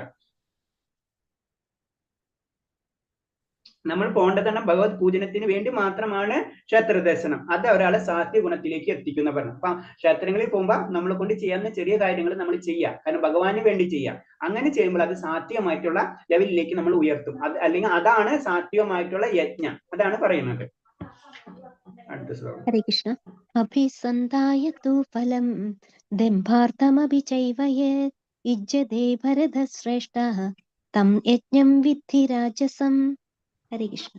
ഹരേ കൃഷ്ണ. ഇപ്പൊ നമ്മൾ ഇതിൽ ഭൗതികമായ ഏതെങ്കിലും പ്രയോജനത്തിന് വേണ്ടിയോ ഗർവ് കാട്ടാനോ അനുഷ്ഠിക്കുന്ന യജ്ഞ രാജസം എന്നറിയാം, അല്ലയോ ഭരതശ്രേഷ്ഠ എന്ന് പറയുന്നത്. അതായത് നമുക്കിപ്പോ നമ്മളെല്ലാ യജ്ഞങ്ങൾ പൂജകളൊക്കെ സാധാരണ രീതിയിൽ നമ്മൾ പറയാം പൂജ ചെയ്യണം. പൂജ ചെയ്ത് കഴിഞ്ഞാൽ ഇന്ന കാര്യത്തിന് അപ്പോൾ ബലം പ്രതീക്ഷിച്ചിട്ടാണ് നമ്മൾ ഓരോ പൂജ, ഓരോ ദേവനും നമ്മൾ അല്ലെങ്കിൽ ഭഗവാനെ തന്നെ ചെയ്യുന്നതും ഓരോ ബലങ്ങൾ പ്രതീക്ഷിച്ചിട്ടാണ് ചെയ്യുന്നത് വെച്ച് കഴിഞ്ഞാൽ അതിന് രാജസ്യമായിട്ടുള്ള യജ്ഞം എന്നാ പറയാന്ന് പറയുന്നത്. അത് ഭൗതികമായിട്ടുള്ള ആഗ്രഹങ്ങളാണ്, ഇഹലോക സുഖങ്ങൾക്ക് വേണ്ടിയും അല്ലെങ്കിൽ സ്വർഗലബ്ധിയെ പറ്റി നമുക്കിപ്പോ ചിന്തിക്കേണ്ട അങ്ങനത്തെ അത് നമുക്കിപ്പോ ആ ലെവലൊക്കെ മാറിപ്പോയി. കാരണം ആ ലെവലിലുള്ള ബ്രാഹ്മണന്മാരും അങ്ങനത്തെ കാര്യങ്ങളൊന്നും ഇല്ല. അപ്പൊ സാധാരണ രീതിയിൽ ഇപ്പൊ ചെയ്യുന്ന പൂജകളൊക്കെ എന്താ സിമ്പിൾ ആയിട്ട് ഇഹലോകങ്ങൾ ഭൗതികമായിട്ടുള്ള നമ്മളിപ്പോഴത്തെ സുഖത്തിന് വേണ്ടി നമ്മൾ അത് ചെയ്യുന്നത്. ആ യജ്ഞങ്ങളെല്ലാതും എന്താണ് രാജസ്യമായിട്ടുള്ള യജ്ഞങ്ങൾ എന്ന് പറഞ്ഞു. അത് ഒരിക്കലും സത്യത ബലം പ്രതീക്ഷിച്ചോ അത് രാജസ്യായി, ബലം പ്രതീക്ഷിക്കാതെ അത് ചെയ്തു കഴിഞ്ഞാൽ സാത്വികമായി, വിപരീതം ചെയ്തോ അത് താമസികമായി. അത്ര നമ്മൾ അത് മനസ്സിലാക്കിയാൽ മതി. അത് ഓക്കെ. ഹരേ കൃഷ്ണ. വിധിഹീനമസൃഷ്ടാന്നം മന്ത്രഹീനമദക്ഷിണം ശ്രദ്ധാവിരഹിതം യജ്ഞം താമസം പരിചക്ഷതേ. ഹരേ കൃഷ്ണ. ഇതിൽ പറഞ്ഞ വേദോക്ത വിദ്യകൾക്ക് അനുസരിക്കാതെയും പ്രസാദം വിതരണം, മന്ത്രോച്ചാരണം, പൂജാരിക്ക്, ദക്ഷിണ എന്നിവ കൂടാതെയും വിശ്വാസമില്ലാതെയും ചെയ്യപ്പെടുന്ന യജ്ഞം തമോ ഗുണമുള്ളതാണ്. ഇപ്പൊ ഇപ്പൊ തമോ ഗുണത്തിന്റെ പറയുന്ന വെച്ച് കഴിഞ്ഞാൽ വിധിപ്രകാരമായിട്ട് ചെയ്യാത്ത എന്തോ അതും പൂജ ചെയ്താലും എന്ത് ചെയ്താലും വിധിപ്രകാരം അല്ല എന്ന് വെച്ച് കഴിഞ്ഞാൽ അത് മുഴുവനും താമസികമായി മാറി. അപ്പൊ നമ്മളെ ഇത് പറയുമ്പോൾ നമ്മൾ സാധാരണ രീതിയിൽ നമ്മളെല്ലാവരും പൂജ ചെയ്യുമ്പോൾ തന്നെ അപ്പൊ പൂജ ചെയ്യേണ്ട ചില കാര്യങ്ങളുണ്ട്, എന്നാലേ പൂജ മുഴുവനാവുള്ളൂ. നമ്മൾ സാധാരണ പൂജാരിക്ക് പൂവും പുഷ്പം കൊടുത്തു പിന്നെ പൂജ ചെയ്യുക മാത്രം, അങ്ങനെയല്ല. പൂജ ചെയ്യുമ്പോൾ എന്താണ്, അതിലെന്താണ് ഫസ്റ്റ് എന്താണ്, വേദങ്ങൾക്ക് അനുസരിച്ചുള്ള വിധിക്ക് അനുസരിച്ചായിരിക്കണം. വേദങ്ങൾ എന്താ പറഞ്ഞിട്ടുള്ളത്, ഏതാ വിദ്യ, ഏത് ദേവൻ, ആര്, എന്താണെന്ന് വെച്ച് കഴിഞ്ഞാൽ ആ വിധിക്ക് അനുസരിച്ച് തന്നെ ആയിരിക്കണം ആ പൂജകൾ ചെയ്യേണ്ടത്, ഒന്നാമത്തെ. രണ്ടാമത്തെ, ആ പൂജ ചെയ്യുന്ന സമയത്ത് പ്രസാദം വിതരണം ചെയ്തിരിക്കണം നമ്മൾ, മനസ്സിലായി. അപ്പൊ പ്രസാദം നമ്മൾ എല്ലാവർക്കും കൊടുത്തിരിക്കണം, ഭഗവാന്റെ പ്രസാദം അവിടെ വിതരണം ചെയ്തിരിക്കണം. രണ്ടാമത്തെ, മന്ത്രോച്ചാരണം, നമ്മൾ മന്ത്രങ്ങൾ ജപിക്കണം. അതിന് അറ്റ്ലീസ്റ്റ് എല്ലാ പൂജാരും പൂജ ചെയ്യുമ്പോഴും പറയും, നമ്മളോട് പറയും നാമം ജപിക്കാൻ പറയും. അപ്പൊ നമ്മൾ മന്ത്രം ജപിച്ചിരിക്കണം. കൂടാതെ അത് വേദോക്ത വിധിക്ക് അനുസരിച്ചായിരിക്കണം പൂജാവിധികൾ നടത്തേണ്ടത്. പൂജാരിക്ക് ദക്ഷിണ കൊടുക്കണം. പൂജാരി ചെയ്ത് കഴിഞ്ഞ് അവര് പോയി ആ ലാഭം നമ്മൾ നോക്കരുത്, ആ പൂജാരിക്ക് നമ്മൾ ദക്ഷിണ കൊടുക്കണം. ഇതാണ് ഒന്നാമത്തെ. പിന്നെ വിശ്വാസമില്ലാതെ എന്ന് പറഞ്ഞു കഴിഞ്ഞാൽ മറ്റുള്ളവർക്ക് വേണ്ടി, വീട്ടിൽ ആരോ പറഞ്ഞു അത് വേണ്ടി ഞാൻ ചെയ്യുന്നുള്ള രീതിയിൽ, അല്ലെങ്കിൽ പൂജ, അല്ലെങ്കിൽ നമ്മുടെ നാട്ടിലെ പണിക്കന്മാര് പറഞ്ഞ്, അങ്ങനെയല്ല. അങ്ങനെയൊക്കെ ചെയ്തു കഴിഞ്ഞാൽ അതൊക്കെ തമോ ഗുണ എന്നാ പറയുന്നത്, തമോ യജ്ഞങ്ങളായി മാറി എന്ന് പറഞ്ഞു. അതുകൊണ്ട് ഒരിക്കലും അത് നെഗറ്റീവാണ് അതിൽ നിന്ന് കിട്ടാൻ പോണെന്നാ പറഞ്ഞത്. അപ്പൊ അത്രയും ഡേഞ്ചറസ് നമ്മൾ പൂജ കാര്യങ്ങളൊക്കെ ചെയ്യുമ്പോ.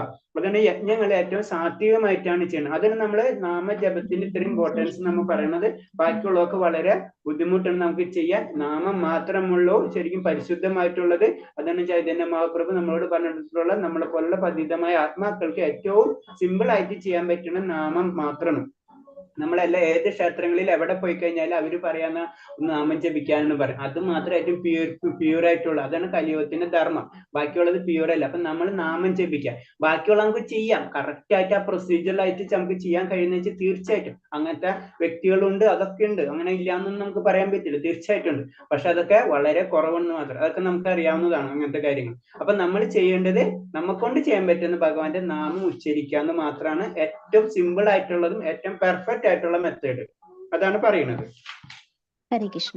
ദേവദ്വിജഗുരു പ്രാജ്ഞ പൂജനം ശൗചമാർജവം ബ്രഹ്മചര്യമഹിംസാ ച ശാരീരം തപ ഉച്യത്തെ. ഹരേ കൃഷ്ണ. ഹരേ കൃഷ്ണ. ഇതില് പിന്നെ ആദ്യത്തെ കഴിഞ്ഞതിൽ പറഞ്ഞിരുന്ന യജ്ഞങ്ങളെ പറ്റിയാണ്, പൂജകളെ പറ്റിയാണ് ഉണ്ടാകട്ടെ. ഇനി പറയാൻ പോണത് തപസ്സിനെ പറ്റിയാണ്. തപസ്സിനെ പറ്റി പറയുമ്പോൾ ആദ്യത്തെ തപസ് പറഞ്ഞ് ശാരീരികമായിട്ടുള്ള തപസ്സിനെ പറ്റിയാണ് പറയുന്നത്. അതിൽ പരമപുരുഷൻ, ബ്രാഹ്മണൻ, അധ്യാത്മികാചാര്യൻ, മാതാപിതാക്കൾ തുടങ്ങിയ ഉന്നതർ എന്നിവരെ ആരാധിക്കൽ, ദേഹശുദ്ധി, ലാളിത്യം, ബ്രഹ്മചര്യം, അഹിംസ എന്നിവയെ ശാരീരികമായ തപസ് എന്ന് പറയണം. ഇതൊക്കെ നമ്മളെ ഇങ്ങനത്തെ കാര്യങ്ങൾ ചെയ്യുമ്പോഴാണ് പതുക്കെ പതുക്കെ നമ്മൾ ഉയരുന്നത്, മനസ്സിലായി. നമ്മൾ ആദ്യം പറഞ്ഞില്ലേ, നമ്മള് സാത്വികമായിട്ടുള്ള ശ്രദ്ധ വിശ്വാസങ്ങൾ ചെയ്യണം. പിന്നെ അടുത്ത് പറഞ്ഞത് നമ്മള് അത് കഴിഞ്ഞിട്ട് പറഞ്ഞത് ഏതാ, നമ്മള്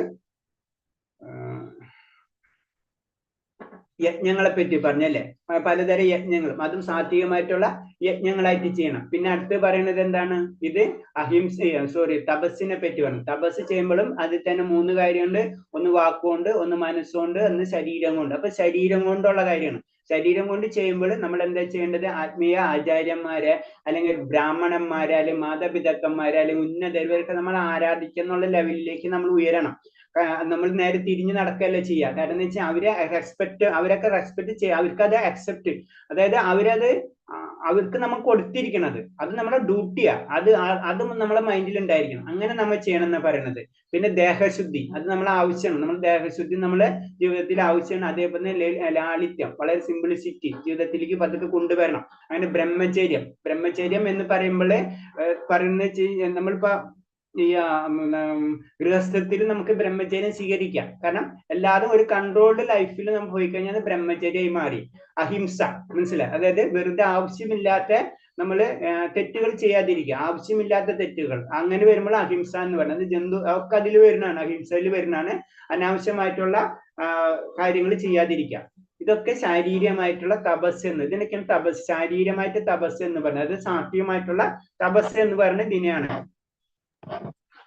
15. ഹരേ കൃഷ്ണ.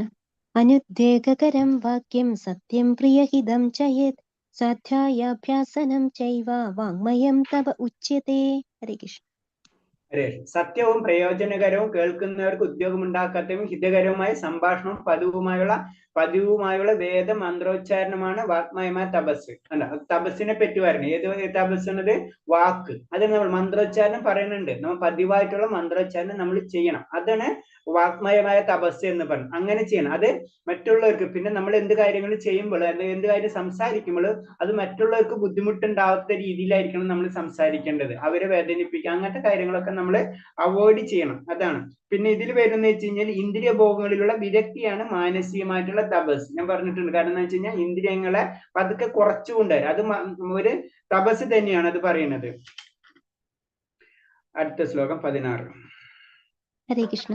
മനഃപ്രസാദ സൗമ്യത്വം മൗനമാത്മാ വിനിഗ്രഹഃ ഭാവസംശുദ്ധിരിത്യേതത് തപോ മാനസമുച്യതേ. ഹരേ കൃഷ്ണ.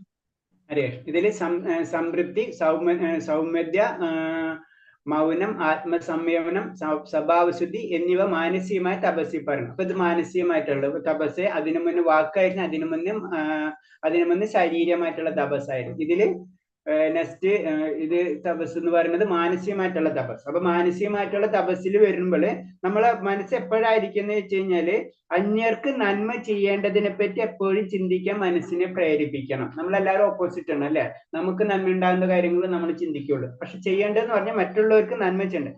അതാണ് ശരിക്കും മാനസികമായിട്ടുള്ള തപസ് എന്ന് പറയുന്നത്. ഇതിന് മാനസികമായിട്ടുള്ള തപസ്. അങ്ങനെ ചെയ്യുമ്പോഴാണ് നമ്മൾ ആത്മീയമായിട്ടുള്ള മുന്നേറ്റം. നമ്മൾ അതിന് ശ്രമിക്കണം. നമ്മൾ ശ്രമിക്കാതിരിക്കും, ട്രൈ ചെയ്യണം. ട്രൈ ചെയ്താലേ നമുക്ക് അതിലേക്ക് കിട്ടുള്ളൂ. എന്തൊരു കാര്യം നമുക്ക് പെട്ടെന്ന് കിട്ടൂല അല്ലെ. അപ്പൊ അതിനെന്ത്, ഒരു കോളേജിൽ അഡ്മിഷൻ കിട്ടും, നമ്മൾ പഠിക്കാൻ വേണ്ടി ബുക്ക് വായിക്കണം എന്ന് പറഞ്ഞ പോലെ അതൊരു സീക്വൻസ് ആണ്.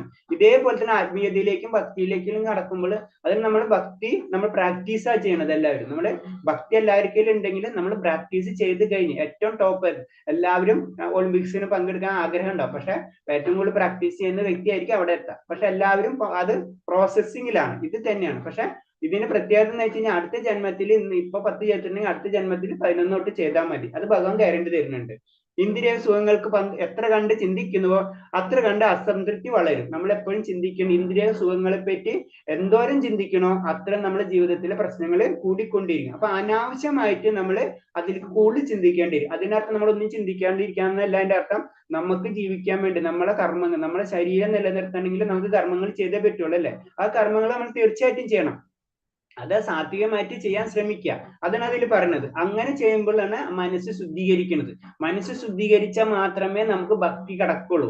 അതാണ് ഭക്തിയുടെ പ്രത്യേകത. ഏറ്റവും ആ പ്യൂർ ഫോമിൽ എത്തുമ്പോഴാണ് ഭക്തി സ്റ്റാർട്ടാണ്. ആ ഭാവം നമ്മളേക്ക് വരുള്ളൂ.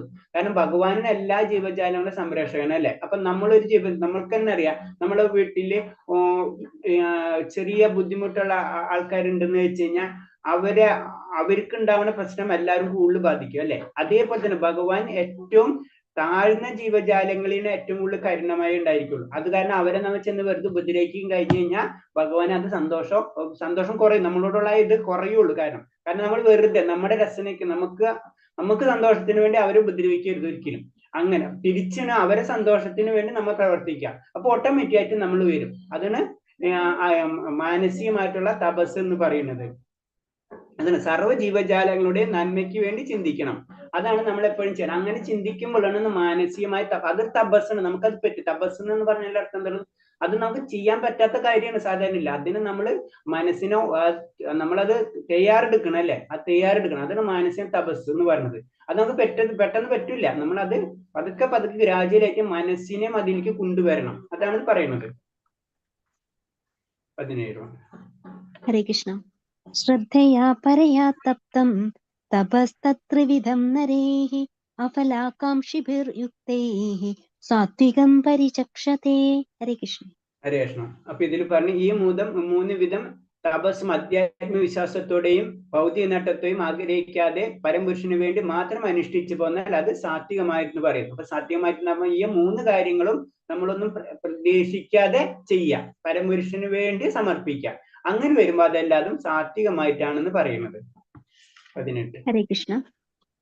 സത്കാരമാന പൂജാർത്ഥം തപോദംഭേന ചൈവ യത് ക്രിയതേ തദിഹ പ്രോക്തം രാജസം ചലമധ്രുവം.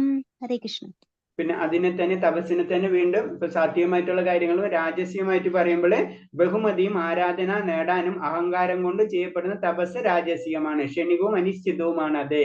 കാരണം എന്ന് വെച്ച് കഴിഞ്ഞാല് നമ്മള് മറ്റുള്ളവരെ അതൊക്കെ പിടിച്ചു പറ്റാൻ വേണ്ടി പലതും നമ്മൾ ചെയ്തുകൊണ്ടിരിക്കും അല്ലെ. അപ്പൊ അങ്ങനെ ചെയ്യുന്നതൊക്കെ എന്താണ് രാജസീയമായിട്ടുള്ള തപസ്സാണെന്ന് പറയുന്നത്. അടുത്ത ഹരേ 19. കൃഷ്ണ. മൂഢഗ്രാഹേണാത്മനോ യത് പീഡയാ ക്രിയതേ തപഃ പരസ്യോത്സാദനാർത്ഥം വാ തത്താമസമുദാഹൃതം. ഹരേ കൃഷ്ണ. ഹരേ കൃഷ്ണ. പിന്നെ മൂഢബുദ്ധി മൂലം സ്വയം പീഡനം അനുഭവിച്ച് അന്യരെ പരിക്കേൽപ്പിക്കാനോ നശിപ്പിക്കാനോ ഉദ്ദേശിച്ച് ചെയ്യപ്പെടുന്ന തപസ് തമോ ഗുണ പ്രധാനമാണ്. അപ്പൊ തപസ്സിൽ തന്നെ തമോ ഗുണമുള്ള തപസ് എന്ന് പറയുന്നത് മറ്റുള്ളവരെ ബുദ്ധിമുട്ടിക്കാൻ വേണ്ടി ചെയ്യുന്ന തപസ്. അത് നമ്മളെ തന്നെ നശിപ്പിക്കുക അല്ലെങ്കിൽ നമ്മളെ തന്നെ ഉപദ്രവിച്ചിട്ട് ചെയ്യവര്.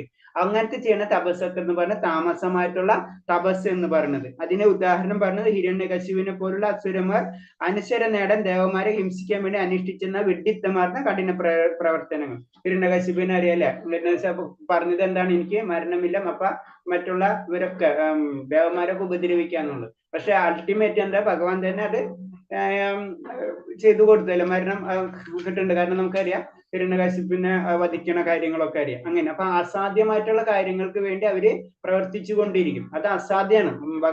ദേവന്മാരൊക്കെ വകവരുത്തുക, കംപ്ലീറ്റ് കുടിക്കാന്നുള്ള, അല്ലെങ്കിൽ എനിക്ക് അമരത്വം, എനിക്ക് മരണമില്ലാത്ത അവസ്ഥ. അപ്പൊ ബ്രഹ്മാവ് തന്നെ പറയുന്നുണ്ടല്ലേ, അത് അങ്ങനെ ഒരു നടക്കില്ല.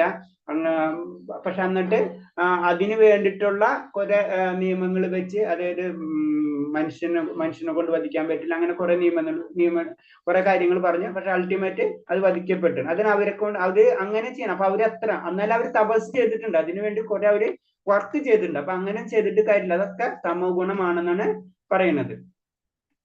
ഹരേ കൃഷ്ണ. ദാതവ്യമിതി യദ്ദാനം ദീയതേനുപകാരിണേ ദേശേ കാലേ ച പാത്രേ ച തദ്ദാനം സാത്വികം സ്മൃതം. ഹരേ കൃഷ്ണ. ഹരേ കൃഷ്ണ. ഇനി 20-ാമത്തേതിൽ പറയുന്നത് കർത്തവ്യം എന്ന ബോധത്തോടെയും പ്രതിഫലേച്ഛ കൂടാതെയും ഉചിതമായ സ്ഥലത്ത് വെച്ച് വേണ്ടുന്ന കാലത്ത് അർഹിക്കുന്ന വ്യക്തിക്ക് ചെയ്യപ്പെടുന്ന ദാനം സാത്വികമാണ്.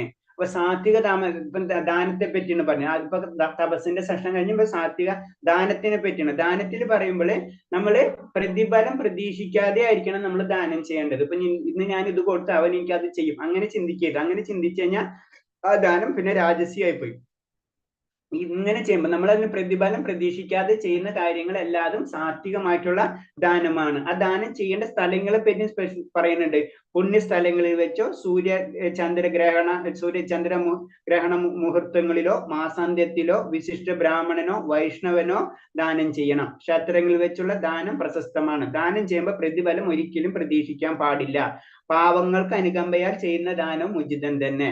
എന്നാൽ ദരിദ്രനൊരാൾക്ക് അർഹതയില്ലാതെ ദാനം ചെയ്യാനും പാടില്ല. കാരണം നമ്മളെ പൈസ വാങ്ങിച്ചിട്ട് അവർ വേറെ എന്തെങ്കിലും നെഗറ്റീവായിട്ട് ഉപയോഗിച്ച് അതിന്റെ കർമ്മഫലം നമുക്ക് ലഭിക്കും. അപ്പൊ നമ്മൾ ദാനം ചെയ്യുമ്പോഴും വളരെയധികം ശ്രദ്ധിച്ച് ചെയ്യണം. അവര് അങ്ങനെയാണ്, ഇപ്പൊ പാവങ്ങളാണെന്ന് വെച്ചാൽ നമുക്ക് കൊടുക്കുക, അത് പുണ്യം തന്നെയാണ്. പക്ഷെ അതിന്റെ പ്രോബ്ലം അത് ശ്രദ്ധിക്കണം, അത് എവിടേക്ക് എത്തും. അപ്പൊ എപ്പോഴും നമ്മൾ ചെയ്യേണ്ടത് വൈഷ്ണവർക്കോ അതേപോലെ തന്നെ ക്ഷേത്രങ്ങളിൽ അങ്ങനത്തെ കാര്യങ്ങൾക്ക് ചെയ്യാം. കാരണം പുണ്യപ്രവർത്തനങ്ങൾക്ക് നമ്മൾ ദാനങ്ങൾ ചെയ്തുകൊണ്ടിരിക്കണം. അതാണ് സാധ്യം. അതിൽ നമ്മൾ പ്രത്യേകിച്ച് അതിൽ ശ്രദ്ധിക്കേണ്ടത് നമ്മൾ അതിൽ നിന്ന് ഫലം പ്രതീക്ഷിക്കരുത്. മനസ്സുകൊണ്ടും കൂടെ നമ്മൾ അതിനെപ്പറ്റി ചിന്തിക്കരുത്. കൊടുത്തു അങ്ങനത്തെ ഒരു മൈൻഡ് വരുന്നവരില്ലേ. പ്രത്യേകിച്ച് ഭഗവാന്റെ കാര്യങ്ങൾക്കാണ് കൂടുതൽ ചെയ്യേണ്ടത്. കാരണം നമ്മൾക്കറിയാം ഇതൊക്കെ അവരെ ജീവിതം മുഴുവന് ഭഗവാന് വേണ്ടി സമർപ്പിച്ചിട്ടുള്ള വ്യക്തികളാണ് അല്ലെ. അപ്പൊ അവർക്ക് അത് നമുക്ക് കിട്ടുന്ന ഒരു പുണ്യാണ്. അതിന് പറഞ്ഞത് ശരിക്കും ആചാര്യന്മാര് നമ്മളെ വീട്ടിൽ വരുന്ന വെച്ച് കഴിഞ്ഞാൽ നമുക്ക് ഈ ഗൃഹസ്ഥ ലെവലിൽ ഇങ്ങോട്ട് പറഞ്ഞു തരാൻ ആരുമില്ല.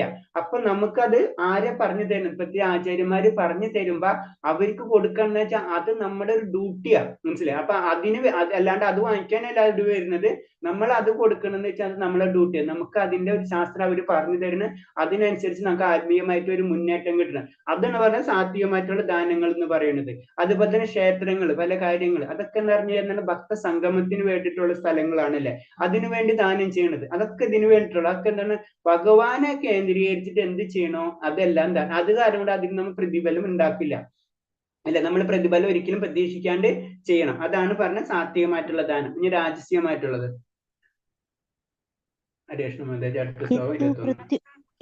പ്രത്യുപകാരാർത്ഥം ഫലമുദ്ദിശ്യ വാ പുനഃ ദീയതേ ച പരിക്ലിഷ്ടം തദ്ദാനം രാജസം സ്മൃതം. ഹരേ കൃഷ്ണ. ഹരേ കൃഷ്ണ. ഏതെങ്കിലും ബലം ഉദ്ദേശിച്ചുകൊണ്ട് പ്രത്യുപകാരം പ്രതീക്ഷിച്ചോ പൂർണ്ണ സമ്മതമില്ലാത്തയോ നൽകപ്പെടുന്ന ദാനം രാജസീയമാണ്. ഇപ്പൊ ഈ ഫോട്ടോയിൽ തന്നെ അത് ക്ലിയർ ആയി. കാരണം അങ്ങനത്തെ അതൊക്കെ രാജസീയമായിട്ടുള്ള ദാനങ്ങൾ എന്ന് പറഞ്ഞു. അപ്പൊ അവർക്ക് ചിലപ്പോൾ മനസ്സോടെ ആയിരിക്കും കൊടുക്കുന്നത്, പക്ഷെ മറ്റുള്ളവരെ കാണിക്കുന്നുള്ള രീതിയിൽ ചെയ്യുമ്പോൾ അത് കംപ്ലീറ്റ് രാജസീയമായിട്ട് മാറും. പ്രത്യേകിച്ച് നമ്മൾ മേലധികാരികളൊക്കെ നമുക്ക് ചിലപ്പോൾ പൈസകൾ അങ്ങനത്തെ പല കാര്യങ്ങളും കോംപ്ലിമെന്റ് ഗിഫ്റ്റ് ഒക്കെ തരും. അവരുടെ ഉള്ളിൽ ഒരിക്കലും നമുക്ക് തരണമെന്ന് ആഗ്രഹം ഉണ്ടാവില്ല. അപ്പൊ അതൊക്കെ എന്താണ് രാജസികമായിട്ടുള്ള ദാനം എന്നാണ് പറയുന്നത്. 22ാമത്തെ. ഹരേ കൃഷ്ണ. ആദേശകാലേ യദ്ദാനം അപാത്രേഭ്യശ്ച ദീയത്തെ അസത്കൃതമവജ്ഞാതം തത്താമസമുദാഹൃതം. ഹരേ കൃഷ്ണ. ഉചിതമല്ലാത്ത കാലത്തും അവിശുദ്ധമായ സ്ഥലത്തും അനർഹരായവർക്കും നൽകപ്പെടുന്ന ദാനം ആദരവ് കൂടാതെയും അവജ്ഞയോ കൂടെയും നൽകപ്പെടുന്ന താമസം എന്ന് പറയുന്നത്. അതെന്ന് പറഞ്ഞാൽ നമ്മൾ ഈ ലഹരി, ചൂതുകളി അതിനൊക്കെ വേണ്ടി പൈസ കൊടുത്തു കഴിഞ്ഞാൽ തീർച്ചയായിട്ടും അതിന്റെ കർമ്മഫലങ്ങൾ നമുക്ക് കിട്ടും. അതാണ് പറഞ്ഞത്. അവർക്കൊക്കെ ഒരിക്കലും നമ്മൾ ചെയ്യരുത്. പിന്നെ അവജ്ഞയോടുകൂടി ഒരാൾക്കും ദാനം ചെയ്യരുത്. അവജ്ഞയോടുകൂടി ദാനം ചെയ്ത് കഴിഞ്ഞാൽ അത് താമസികമായിട്ടുള്ള ജ്ഞാനങ്ങളാണ്.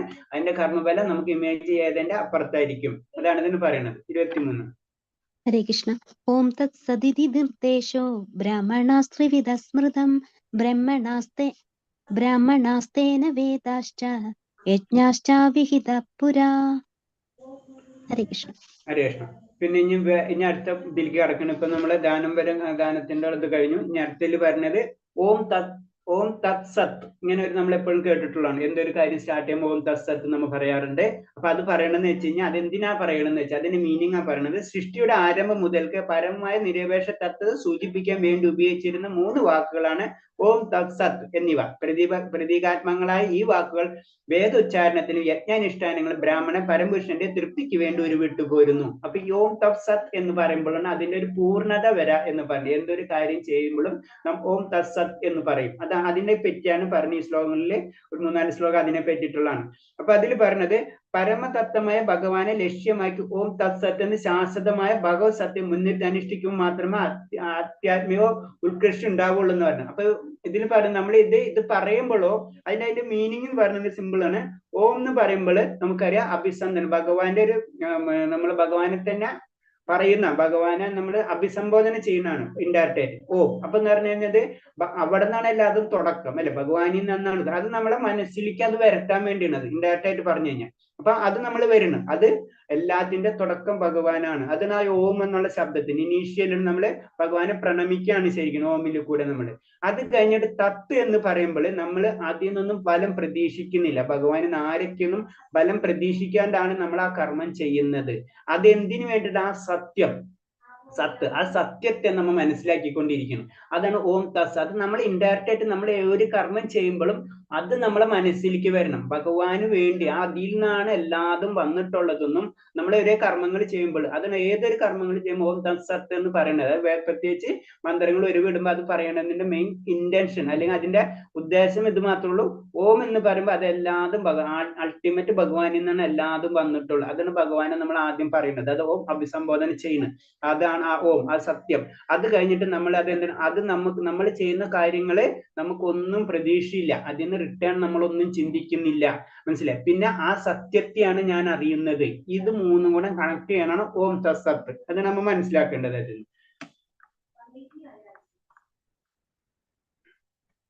ഹരേ കൃഷ്ണ. തസ്മാദോമിത്യുദാഹൃത്യ യജ്ഞദാനതപക്രിയാഃ പ്രവർത്തന്തെ വിധാനോക്താഃ തദതം ബ്രഹ്മവാദിനാം. ഹരേ കൃഷ്ണ. ഹരേ കൃഷ്ണ. അപ്പൊ ഓം എന്ന് പറഞ്ഞത് ആദ്യത്തെ ഇനീഷ്യൽ എന്നുള്ള രീതിയിലാണല്ലോ. ഭഗവാനെ ഏതൊരു മന്ത്രങ്ങൾ ഉരുവിടുമ്പോഴും നമുക്കറിയാം ഓം നമ ശിവായ അങ്ങനെയല്ലോ. ഓം എപ്പോഴും നമ്മൾ ഓം നാരായണ. അപ്പൊ ഓം എന്ന് പറയുന്നത് ആ മന്ത്രത്തിന് മുന്നിൽ നമ്മൾ ചേർക്കുന്നത് അതിൽ നിന്നാണ് എല്ലാതും തുടക്കം. അതാണ് അതിനെ അഭിസംബോധന, ഭഗവാന്റെ അഭിസംബോധന അല്ലെങ്കിൽ ഓം എന്നത് തന്നെയാണ് ഭഗവാൻ. ആ പരബ്രഹ്മം അതാണ് ഭഗവാൻ. അതാണ് ഒരു സങ്കല്പം. അത് കഴിഞ്ഞിട്ട് അതിൽ പറയണെന്ന് വെച്ച് കഴിഞ്ഞാൽ സത്യം പറഞ്ഞു കഴിഞ്ഞാൽ ഈ 3 വേടും ഈ ഓം തത് സത്ത് എന്ന് പറഞ്ഞത് ഈ 3 ഉപനിഷത്തുകളിൽ നിന്ന് എടുത്തിട്ടുള്ളത് എന്നാണ് പറയുന്നത്. ആദ്യത്തെ എടുത്തിട്ടുള്ളത് ഋഗ്വേദത്തിൽ നിന്ന് എടുത്തിട്ടുള്ളതാണ് ഓം എന്നുള്ള ശബ്ദം. പിന്നെ തത്ത്, അത് തത്വമസി, അത് ചന്ദ്രോപനിഷത്തിൽ നിന്ന് എടുത്തിട്ടുള്ളതാണ്. പിന്നെ സത്യമേവ സൗമ്യ, അത് ചന്ദ്രോപനിഷനെ 2 ഉപനിഷത്തും ഒരു വേദത്തിൽ നിന്നാണ് ഈ വേടുകൾ എടുത്തിട്ടുള്ളത്. പറയാൻ പെട്ടുപോയി, അതാ പറയുന്നത്. പിന്നെ ഈ ശ്ലോകത്തിൽ പറയുന്നത്, അപ്പൊ ആദ്യത്തെ ശ്ലോകത്തിൽ എന്താണ് ഓം എന്ന് പറഞ്ഞു കഴിഞ്ഞാല് ഭഗവാൻ, എല്ലാത്തിന്റെ അൾട്ടിമേറ്റ് പോയിന്റ് ഭഗവാൻ എന്നുള്ള ഓം, അതാണ് നമ്മൾ പറയുന്നത്. ഓം എന്നുള്ള ശബ്ദം അത് തന്നെയാണ്. അതായത് ഭഗവാൻ എന്നാണ് എല്ലാതും സൃഷ്ടിക്കപ്പെട്ടത്, ഭഗവാനാണ് അൾട്ടിമേറ്റ്, അതാണ് ഓം. അല്ലെങ്കിൽ അത് ഭഗവാനെ സൂചിപ്പിക്കാൻ വേണ്ടിയാണ്. അത് കഴിഞ്ഞിട്ട് തത്ത് എന്ന് പറയും. ഈ ശ്ലോകത്തിൽ പറഞ്ഞ തത്ത് എന്നൊരു വേർഡിനാണ് പറഞ്ഞത്. ഇത് പറയുന്നത് എന്താണ്? ദൈവികമായ നിയന്ത്രണക്കനുസരിച്ച് യജ്ഞദാന സഭകൾ അനുഷ്ഠിക്കുന്ന അതീന്ദ്രിയവാദിക പരമപുരുഷനെ പ്രാപിക്കാൻ എപ്പോഴും ഇത് ഓം, ഓമല്ലേ പറഞ്ഞത്? ഇത് ഓം തന്നെയാണ്, ഓമിനെ പറ്റിയാണ്. അത് സോറി, ഓമിനെ പറ്റിയാണ് 2 ശ്ലോകം വരുന്നത്. അപ്പൊ ഇതില് എന്താ പറയുന്നത്? അതീന്ദ്രിയവാദി പരമപുരുഷനെ പ്രാപിക്കുക എപ്പോഴും ഓം എന്ന വാക്കോടാണ് എല്ലാം ആരംഭിക്കുന്നത്. അപ്പൊ ഓം എന്ന വാക്കോട് ആരംഭിക്കുക എന്ന് പറഞ്ഞാൽ ഇനീഷ്യല് അതാണ്, അവിടെ നിന്നുള്ള തുടക്കം. അപ്പൊ അതൊന്നും നമ്മളെ തന്നെ അറിയിക്കണാണ് ഇൻഡയറക്റ്റ് ആയിട്ട് ഓം ഉള്ള ശബ്ദത്തിൽ കൂടെ. അല്ലാതെ തുടക്കം ഭഗവാനാണ്. ഭഗവാന്റെ ശബ്ദം തന്നെ പറയുന്നത് ഓം എന്നുള്ള ശബ്ദമാണ്. അതാണ് പറയുന്നത്. അടുത്ത ശ്ലോകത്തിലാണ് തത്വത്തിനെ പറ്റി ഹരേ പറയുന്നത്. കൃഷ്ണ. തദിത്യനഭിസന്ധായ ഫലം യജ്ഞതപക്രിയാഃ ദാനക്രിയാശ്ച വിവിധാഃ ക്രിയന്തെ മോക്ഷകാംക്ഷിഭിഃ. ഹരേ കൃഷ്ണ. ഹരേ കൃഷ്ണ. അപ്പൊ ഇതിൽ പറഞ്ഞ ബലദോഷ കൂടാതെയും തത് എന്ന് ഉച്ചരിച്ചുകൊണ്ട് വേണം ഒരാൾ പലതരത്തിലുള്ള യജ്ഞങ്ങളും ദാനവും തപസ്സും ഒക്കെ ചെയ്യേണ്ടത്. ഭൗതിക ബന്ധനങ്ങളിൽ നിന്ന് മുക്തിയാണ് അങ്ങനെയുള്ള അതീന്ദ്രിയ പ്രവർത്തനങ്ങളുടെ ഉദ്ദേശം. അതിന് പറഞ്ഞത് നമ്മൾ തത്ത് എന്ന് പറയുമ്പോൾ നമ്മൾ അതിൽ നിന്നൊന്നും പ്രതീക്ഷിക്കുന്നില്ല, മനസ്സിലായി? അതിനെ നമ്മള് ഉള്ളിലേക്ക് എടുക്കാൻ വേണ്ടിയാണ്. ആ ഒരു തലം നമ്മൾ ഉള്ളിലേക്ക് എടുക്കാൻ വേണ്ടിയാണ് തത്ത് എന്ന് പറയുന്നത്. തത്ത് എന്ന് പറയുമ്പോൾ അതിന് പറയുന്നത് അങ്ങനെയുള്ള അതീന്ദ്രിയ പ്രവർത്തനം, അതിന് തപസ്, ഭൗതിക ബന്ധനത്തിൽ നിന്നുള്ള മുക്തിയാണ്. ഭൗതിക ബന്ധനത്തിൽ നിന്നുള്ള മുക്തി എന്ന് പറഞ്ഞാൽ ഫലങ്ങൾ നമ്മൾ ഈ ചെയ്യുന്ന കാര്യങ്ങൾ നമ്മൾ ഫലം പ്രതീക്ഷിക്കുന്നില്ല. അത് അങ്ങനെ അത് ചെയ്യുന്നത് മുഴുവനും ഭഗവാന് തന്നെയാണ് എന്നുള്ള ഒരു ഇതാണ് മീനിങ്ങിന് തത്ത് എന്ന് പറയുന്നത്. അതാണ് ഇതിൽ പറഞ്ഞത്. അപ്പൊ അതിന്റെ ലക്ഷ്യം എന്താണ്? ഓട്ടോമാറ്റിക് ആയിട്ട് അതീന്ദ്രിയത്തിലേക്കുള്ള ആയ പോക്കാത്. ഹരേ കൃഷ്ണ. സദ്ഭാവേ സാധുഭാവേ ച സദിത്യേതത് പ്രയുജ്യതേ പ്രശസ്തേ കർമ്മണി തഥാ സച്ഛബ്ദ പാർത്ഥ സുയുജ്യതേ യജ്ഞേ തപസി ദാനേ ച സ്ഥിതി സദിതി പ്രചോജ്യതേ കർമ്മ ചൈവ തദർത്ഥീയം സദിത്യേവാഭിധീയതേ. ഹരേ കൃഷ്ണ. ഹരേ കൃഷ്ണ. ഇതിൽ പറഞ്ഞത് അടുത്തത് നിരപേക്ഷ തത്വമാണ് ഭക്തിപൂർവ്വം ചെയ്യപ്പെടുന്ന യജ്ഞത്തിന്റെ ലക്ഷ്യം. ഉണ്ട് അതെന്ന് പറഞ്ഞാൽ ആ ലക്ഷ്യത ഭഗവാനാണ്. അതിനെ സൂചിപ്പിക്കാനാണ് ഇപ്പൊ സത്ത് എന്നുള്ള വേർഡ് പറഞ്ഞത്. അതായത് നിരപേക്ഷത്തെ സത്യത്തെ സൂചിപ്പിക്കണം. അതാണ് നമ്മുടെ ലക്ഷ്യം. അത് ഭഗവാനിൽ നിന്ന് തുടങ്ങണം. എല്ലാതും ഭഗവാനിൽ നിന്ന് തുടങ്ങുന്നത് ഞാൻ ചെയ്യുന്ന കർമ്മങ്ങൾ എനിക്ക് വേണ്ടിയല്ല, അത് ഭഗവാനിന് വേണ്ടിയാണ്. എന്തിനു വേണ്ടി? ആ സത്യത്തിന് വേണ്ടിയിട്ട്, ആ ലക്ഷ്യത്തിന് വേണ്ടിയിട്ടുള്ളതാണ് അത് തത്ത് എന്ന് പറയുന്നത്. അതിന് പറയുന്നത് നിരപേക്ഷ തത്വമാണ് ഭക്തിപൂർവ്വം ചെയ്യപ്പെടുന്ന യജ്ഞത്തിന്റെ ലക്ഷ്യം. അതാണ് സത്ത് എന്ന വാക്ക് അതിനെ സൂചിപ്പിക്കുന്നു. അതിന്റെ ലക്ഷ്യം അതാണ്. അതായത് സത്യത്തെ ഞാൻ കണ്ടെത്തുന്നു. അതാണ് സത്യം എന്ന് പറഞ്ഞ ഭഗവാൻ. അതാണ് എന്റെ ലക്ഷ്യം. അതാണ് സത്ത് എന്ന് പറയുന്നത്. ആ വിധത്തിലുള്ള യജ്ഞം അനുഷ്ഠിക്കുന്നവനെയും സത്ത് എന്ന് പറയും. അങ്ങനെ ഞാൻ ആ സത്യം തിരിച്ചറിഞ്ഞു, അവൻ അതീന്ദ്രിയ ലെവലിൽ എത്തി. അതാണ് അവനെ സത്ത് എന്ന് പറയുന്നത്. ആ ലെവലിലേക്ക് എത്തി, ഭഗവാന്റെ തുല്യമായിട്ടുള്ള അവസ്ഥയിലേക്ക് അവൻ എത്തി. ഭഗവാന്റെ തുല്യം എന്ന് പറഞ്ഞാൽ ഗുണത്തിൽ മാത്രം, ക്വാണ്ടിറ്റിയിലല്ല ക്വാളിറ്റിയിൽ മാത്രം. കുന്തിപുത്ര, നിരപേക്ഷ സ്വഭാവം അനുസരിച്ച് മറ്റു പ്രവൃത്തികൾ പോലെ യജ്ഞാന ധർമ്മങ്ങളിൽ ഭഗവത്പ്രസാദത്തിന് വേണ്ടി ചെയ്യപ്പെടുന്നവയാണല്ലോ. അപ്പൊ എല്ലാതും ചെയ്യുന്ന എല്ലാ പ്രവൃത്തികളും എന്തായിരിക്കണം? യജ്ഞദാന തപ കർമ്മങ്ങളെല്ലാതും ഭഗവാന്റെ സമൃദ്ധിക്കാണ് ചെയ്യേണ്ടത്. അങ്ങനെയാണ് നമുക്ക് അതീന്ദ്രമായിട്ടുള്ള ഒരു അവസ്ഥയിൽ കിട്ടുക. അപ്പൊ ഇതിനു വേണ്ടി നമ്മളെ കുറെ കർമ്മങ്ങൾ നമ്മൾ വിധിവിഹിത കർമ്മങ്ങൾ എന്ന് പറഞ്ഞിട്ടുണ്ട്. അതായത് നമ്മൾ ഗർഭധാനം മുതൽ മരണം വരെ മനുഷ്യ ജീവിതത്തിൽ അനുഷ്ഠിക്കേണ്ടുന്ന സംസ്കാര പ്രക്രിയകളുണ്ട്. നമ്മൾ 16 സംസ്കാരങ്ങളൊക്കെ ഉണ്ട് നമുക്കല്ലേ. ഗർഭധാനം കൊണ്ട് മരണം വരെയുള്ള 16 സംസ്കാരം, അതൊക്കെയാണ് വിഹിത കർമ്മങ്ങൾ. അതൊക്കെ ചെയ്തു പോകുമ്പോൾ നമ്മൾ ഇതിൽ കൂടെയാണ് കടന്നു. അതിന്റെ ഒക്കെ ലക്ഷ്യം എന്ന് പറയുന്നത് അൾട്ടിമേറ്റ് ഭഗവാനെ ഓർമ്മിക്കുക, അല്ലെങ്കിൽ ഭഗവാന്റെ ലക്ഷ്യത്തിലേക്ക് നമ്മൾ കടക്കാം. നമുക്ക് എങ്ങനെ വേണമെങ്കിലും ചോറൂണ് കഴിക്കാം, എങ്ങനെ വേണമെങ്കിലും വിവാഹം കഴിക്കാം, എങ്ങനെ വേണമെങ്കിലും ജീവിക്കാം. പക്ഷെ അതൊരു വൈദിക രീതിയിൽ അല്ലെങ്കിൽ ഭഗവാന്റെ ആജ്ഞ അനുസരിച്ച് അതിലെ കൂടെ കടന്നു പോകുമ്പോഴാണ് ആ ഓം തസത്ത് എന്ന് പറയുന്ന ആ ലെവലിലേക്ക് നമ്മൾ ഉയരുള്ളൂ. ആ സത്യത്തിന് വേണ്ടി, ആ സത്യത്തെയാണ് നമ്മൾ കണ്ടുപിടിക്കുന്നത് എന്നാണ് പറയുന്നത്. ഇത് 28-ാമത്തെ ശ്ലോകം. ഹരേ കൃഷ്ണ. അശ്രദ്ധയാഹുതം ദത്തം തപസ്തപ്തം കൃതം ച യേത് അസദിത്യുച്യതേ പാർത്ഥ നാചാ തത്പ്രേത്യനോ ഇഹ. ഹരേ കൃഷ്ണ. ഹരേ കൃഷ്ണ. അപ്പൊ ഇതിലെ ലാസ്റ്റ് ശ്ലോകത്തിന് പരമപുരുഷനായ പൂർണ്ണ വിശ്വാസം കൂടാതെ ചെയ്യപ്പെടുന്ന യജ്ഞവും ദാനവും തപസ്സും അസത്ത് എന്ന് പറയപ്പെടുന്നു. ക്ഷണികമായ അത്തരം കർമ്മങ്ങൾ ഇഹലോകത്തിനും പരലോകത്തിനും നിഷ്പ്രയോജനങ്ങളാണ്. അപ്പൊ നമ്മൾ എന്ത് ചെയ്യേണ്ട കാര്യങ്ങളും അത് ഭഗവാന് വേണ്ടിയായിരിക്കണം ചെയ്യുന്നത്. അല്ലെങ്കിൽ അതല്ല, അത് യജ്ഞവും ദാനവും തപസ്സും അതൊക്കെ അസത്യമായിട്ട് മാറുന്നതാണ്. അതുകൊണ്ട് ഒരു കാര്യമില്ല എന്ന് പറയുന്നത് ബേസിക്കായിട്ട്. നമ്മൾ ഒരാൾക്ക് ചെയ്യുമ്പോൾ നമ്മൾ അതിന് ഇപ്പം പറയില്ല, ആസുര്യമായിട്ടുള്ള ദാനമാവും, അല്ലെങ്കിൽ തമോ ഗുണത്തിലുള്ള ദാനമായിട്ട് മാറും. അതുകൊണ്ട് ഇഹലോകത്തിനും പരലോകത്തിനും പ്രയോജനകരമാണ്, നിഷ്പ്രയോജനകരമാണെന്ന് പറയുന്നത്. കാരണം നമ്മളെ ചിന്തിക്കുന്നത്, നമ്മൾ ഒരാൾ അങ്ങനെ ഒരാൾ എടുത്തിട്ട് ഫോട്ടോ എടുക്കുന്ന ഒരു കണ്ടിട്ടുണ്ട്. അങ്ങനെ ഫോട്ടോ എടുക്കുമ്പോൾ നമ്മളെ ചിന്താഗതി എന്ന് വെച്ച് കഴിഞ്ഞാൽ അവർക്കത് മനസ്സിലായിക്കൂടെ, അവർക്ക് അറിഞ്ഞൂടെ? അപ്പൊ അതിന് പറയാത്ത നിഷ്പ്രയോജനങ്ങളുണ്ട്. അങ്ങോട്ടും ഇങ്ങോട്ടും എല്ലാ കാര്യങ്ങളും അറിയാം, ആരും അത് സൈലന്റ് ആയിട്ടിരിക്കുന്നത് മാത്രമേ ഉള്ളൂ. അപ്പൊ ബേസിക് ആയിട്ട് അവിടെ ഒരു സാധ്യമായിട്ടുള്ള ഒരു കാര്യങ്ങളും ഇല്ല. എല്ലാവരും അങ്ങോട്ടും ഇങ്ങോട്ടും, അതാണ് ഭൗതിക ലോകത്തിന്റെ പ്രത്യേകത, കലിയുഗത്തിന്റെ പ്രത്യേകത അതിന്. കാരണം എപ്പോഴും നമ്മൾ വഞ്ചന, അങ്ങോട്ടും ഇങ്ങോട്ടും വഞ്ചിക്കാന്നുള്ള പ്രവണതയായിരിക്കും കൂടുതലെന്നാ പറയുന്നത്. അപ്പൊ അത് കാരണം കൊണ്ട് അങ്ങനത്തെ കാര്യങ്ങളുള്ള ഒരു കാര്യമില്ല. നമ്മൾ ചെയ്യുമ്പോൾ എല്ലാതും അതിന് ഒരിക്കലും ഫലം പ്രതീക്ഷിക്കാത്ത രീതിയിലേക്ക് നമ്മൾ വളർന്നു വരണം. സാധ്യമായിട്ടുള്ള ലെവലിലേക്ക് വന്നു കഴിഞ്ഞാല് ഓം തത് സത് എന്ന് പറയാം. അത് നമ്മൾ ഓർമ്മിപ്പിക്കാനാണ്. അത് ബേസിക് ആയിട്ട് എല്ലാ മന്ത്രങ്ങളിലും ഞാൻ മുന്നിൽ ചേർക്കുന്നതിന്റെ ലക്ഷ്യം എന്താണ്? നമ്മൾ ചെയ്യുന്ന എല്ലാ കർമ്മങ്ങളും നമ്മ ഭഗവാനെ അന്വേഷിക്കുകയാണ്. അതായത് ഭഗവാനാണ് എല്ലാത്തിനും കാരണം.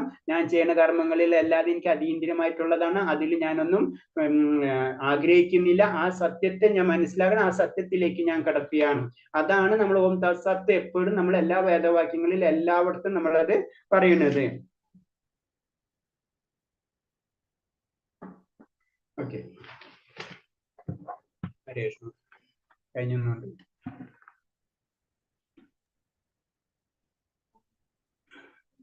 കഴിഞ്ഞു പ്രജി ഹരീഷ്. ഹരേഷ്ണ, ശരി. നിങ്ങക്ക് ഇത് പറഞ്ഞു തന്നിട്ടുണ്ടായിരുന്നു, കോലക ചാർട്ട് പറഞ്ഞിട്ടുണ്ടായിരുന്നു. ജസ്റ്റ് ഒന്ന് പറഞ്ഞു തരാം, സമയം ഉണ്ടാവാവോ? പറഞ്ഞിട്ടുണ്ട് നിങ്ങൾക്ക് കോലക ചാർട്ടിനെ പറ്റി? സ്ലൈഡ് ഇതിൽ വന്ന് എടുക്കണ കാരണം ഉണ്ടാ. അതെന്ന് വെച്ച് കഴിഞ്ഞാൽ നമ്മൾ ആത്മീയ ലോകവും ഭൗതിക ലോകത്തിൻ്റെ ഡിവൈഡേഷൻ ആണ് ഇതില്. ശരിക്കും പറഞ്ഞു കഴിഞ്ഞാൽ ഭൗതിക ലോകത്തിൽ നമ്മൾ പറഞ്ഞിട്ടുണ്ട് 14 ലോകങ്ങളുണ്ട്. അതാണ് ഇവിടെ കാണിച്ചിട്ടുള്ളത്. ശരിക്കും ഭൗതിക ലോകത്തിന്റെ സ്റ്റാർട്ടിങ് വരുന്നതാണ് ഞാൻ പറഞ്ഞിട്ട് ഭഗവാന്റെ വിസ്തീർണമായിട്ടുള്ള കാരണോദ്ദേശായ വിഷ്ണുവാണ്. ഇവിടെ ഇങ്ങനെ ഒരു ഫോട്ടോ എടുക്കുന്നുണ്ട്, കാരണോദ്ദേശായ വിഷ്ണു. ആ കാരണോദ്ദേശായ വിഷ്ണുവിന്റെ ശാസ്ത്രത്തിൽ നിന്നാണ് ഇങ്ങനെ കുറെ അനന്തമായിട്ടുള്ള ബ്രഹ്മാണ്ടങ്ങൾ വരുന്നത്. അങ്ങനെ ഒരു ബ്രഹ്മാണ്ടത്തിൽ ഒരു ബ്രഹ്മാണ്ടത്തിന്റെ ഉള്ളിലാണ് പിന്നെ വീണ്ടും ഭഗവാൻ ഗർഭോദയസായ വിഷ്ണു ആയിട്ട് വരുന്നത്. അപ്പൊ ഗർഭോദയസായ വിഷ്ണു വരുമ്പോഴാണ് അനന്ത ഭഗവാന്റെ പിറകിലുള്ള അനന്തനും പിന്നെ അതിന്റെ ഭഗവാന്റെ നാഭിയിൽ നിന്നാണ് പിന്നെ ഈ ബ്രഹ്മാവ് വരുന്നത്. ആ ബ്രഹ്മാവിന്റെ കൂടെ, അപ്പൊ ബ്രഹ്മാവ് ഏറ്റവും ടോപ്പിലാണ് സത്യലോകത്തില്. അങ്ങനെ 14 ലോകങ്ങൾ ഉണ്ടാവും ഇതിന്റെ ഉള്ളിൽ. അതൊക്കെ വരുന്നത് എവിടെ നിന്നാണ്? ഭഗവാന്റെ നാഭിയിൽ നിന്നാണ് വരുന്നത് ഈ ലോകങ്ങളെല്ലാതും. അപ്പൊ ഇത് വന്നു പിന്നെ ഈ പിന്നെ ഭഗവാൻ സൃഷ്ടികൾ നടത്തണം അല്ലെ? ഭഗവാൻ സൃഷ്ടികൾ നടത്തിയതിനു ശേഷം ആ സൃഷ്ടിക്ക് പരമാത്മാവ് രൂപത്തിൽ തന്നെ ഗർഭോദയസായ വിഷ്ണു എന്ന് പറഞ്ഞ ഒരു ശക്തിയും കൂടെ ഇവിടെ വരും. ഭഗവാനെ പോലെ തന്നെ ഗർഭോദയസായ വിഷ്ണു വരും. ആ ക്ഷീരോദയസായ വിഷ്ണു, ഗർഭോദയസായ വിഷ്ണു ഇത് മുകളിലുള്ളത് കാരണോദയസായ വിഷ്ണു. കാരണോദയസായ വിഷ്ണു നിന്ന് ബ്രഹ്മാണ്ടങ്ങൾ വരുന്നത്. അങ്ങനെ കുറെ അനവധി അനന്തകോടി ബ്രഹ്മാണ്ട നായക എന്നല്ല ഭഗവാനെ പറയുന്നത്. അപ്പൊ ആ ബ്രഹ്മാണ്ട നായകനാണ് കാരണോദയസായ വിഷ്ണു, അല്ലെങ്കിൽ മഹാവിഷ്ണു എന്ന് പറയുന്നത്. അപ്പൊ മഹാവിഷ്ണുവിന് കാരണോദയസായ വിഷ്ണു, മഹാവിഷ്ണു ഒന്ന് തന്നെയാണ്. പിന്നെ ഇതിന്റെ ഉള്ളിൽ വരുമ്പോ ഒരു ബ്രഹ്മാണ്ടത്തിനുള്ളിൽ പിന്നെ ഗർഭോദയസായ വിഷ്ണു, ഗർഭോദയസായ വിഷ്ണുവിനാണ് അനന്തനുള്ളത്. നമ്മളെ ഇവിടെ ഉള്ളത് തിരുവനന്തപുരത്തുള്ളത് പത്മനാഭ സ്വാമി ക്ഷേത്രത്തിലുള്ളത്. അപ്പൊ അവിടെ നിന്ന് പിന്നെ ഈ പറഞ്ഞത് ബ്രഹ്മാവ് 14 ലോകങ്ങള്. പിന്നെ ഈ ഓരോ ജീവജാലങ്ങൾക്കും ആ ശക്തി, ആ ചേതന കൊടുക്കുന്നത് ക്ഷീരോദയസായ വിഷ്ണു. ആ ക്ഷീരോദയസായ വിഷ്ണുവിന് നമ്മളെല്ലാ ആത്മാവിന്റെ കൂടെ ഉള്ളത്. അതായത് 4 ചതുർഭുജ രൂപത്തിൽ തന്നെയാണ് നമ്മുടെ എല്ലാ ആത്മാവിൽ കൂടെ തന്നെ വിഷ്ണു ഉള്ളത്. അതാണ് ക്ഷീരോദയസായ വിഷ്ണു എന്ന് പറയുന്നത്. അത് എന്ന് പറയുന്നത് അപ്പൊ 3 വിഷ്ണുമാരുണ്ട്. ഒന്ന് സ്റ്റാർട്ടിങ് കാരണോദയസായ വിഷ്ണു, ഒന്ന് ഗർഭോദയസായ വിഷ്ണു, ഈ പ്രപഞ്ച സൃഷ്ടിക്ക് കാരണം, ഒരേ പ്രപഞ്ചത്തിന്റെ ബ്രഹ്മാവിന്റെ സൃഷ്ടിക്ക് കാരണം.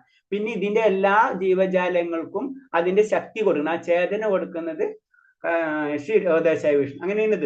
അതാണ് ഭൗതിക ലോകത്തെ പറയുന്നത്. പിന്നെ ഇവിടെ ഈ ഭൗതിക ലോകവും ആത്മീയ ലോകവും തമ്മിൽ ഒരു ലൈൻ ഉണ്ട്, ഒരു ഗ്യാപ്പ് ഉണ്ട്. അതാണ് വിരജാനാദി എന്ന് പറയും. ഈ വിരജാനാദി പാറ് ചെയ്തതിന് ശേഷമായിരിക്കും നമ്മൾ എവിടെ കിടക്കുന്നത്? ഈ വൈകുണ്ഠ ലോകങ്ങളുണ്ട്. കുറെ ലോകങ്ങളുണ്ട്, 1, 2 അല്ല, അനേകം വൈകുണ്ഠ ലോകങ്ങളുണ്ട്. അതിന്റെ സെന്ററിലാണ് ശരിക്കും ഗോലോക വൃന്ദാവനം എന്ന് പറയുന്നത്. ഈ വൈകുണ്ഠ ലോകങ്ങളിൽ എല്ലാവർക്കും എന്താണ്? ചതുർഭുജ രൂപമായിരിക്കും. അതെല്ലാതും ഭഗവാന്റെ ആ വിസ്തരണങ്ങളായിരിക്കും. ഇപ്പൊ നമ്മൾ പറഞ്ഞില്ലേ, വിസ്തരണങ്ങളായിരിക്കും. ഇപ്പൊ പറയണമെന്ന് വെച്ച് കഴിഞ്ഞാൽ ശ്രീരാമസ്വാമി അങ്ങനെ എല്ലാവരും ഭഗവാന്റെ വിസ്തരണങ്ങളായിരിക്കും. അതൊക്കെ ഭഗവാന്റെ വിസ്തരണങ്ങളായിരിക്കും ഇതിൽ വരുന്നത്. വരാഹമൂർത്തി, മത്സ്യാവതാരം, അങ്ങനെ പലതരം അവതാരങ്ങളൊക്കെ ഇതിലായിരിക്കും. അവരൊക്കെ ചതുർഭുജ രൂപത്തിലായിരിക്കും ഇവിടെ വരുന്നത്. അല്ലെങ്കിൽ ഒരു മുക്താത്മാവിനും ഇവിടേക്ക് വരുമ്പോൾ ഈ രൂപം തന്നെ കിട്ടും, ഈ ചതുർഭുജ രൂപം കിട്ടും. അതാണ് ഭഗവാന്റെ ആ സാരൂപ്യം എന്ന് പറയുന്നത്. ഭഗവാന്റെ ആ രൂപം കിട്ടുന്നത് ഇവിടെ, അത് ചതുർഭുജ രൂപമായിരിക്കും നമുക്ക് കിട്ടുന്നത്. ആ സാരൂപ്യം, അല്ലെങ്കിൽ ഭഗവാന്റെ ലോകം, അതാണ് സാലോക്യം എന്ന് പറയുന്ന മുക്തി എന്ന് പറയുമ്പോൾ ഇവിടെ നിന്ന് കടക്കുമ്പോഴാണ് സാലോക്യം അല്ലെങ്കിൽ സാമീപ്യം, ഭഗവാന്റെ ഇരുത്തുന്ന ഒന്ന് സർവീസ് ചെയ്യാൻ പറ്റുന്നത്. അതാണ് സാമീപ്യം. അല്ലെങ്കിൽ സാഠ്യം എന്ന് പറഞ്ഞാൽ ഭഗവാനെ പോലെ അത്രയും നമുക്ക് ആ സൗകര്യങ്ങളല്ലാതെ നമുക്ക് കിട്ടും. അതാണ് സാഠ്യം എന്ന് പറയുന്നത്. അങ്ങനെ 5 തരം മുക്തികളുണ്ട്.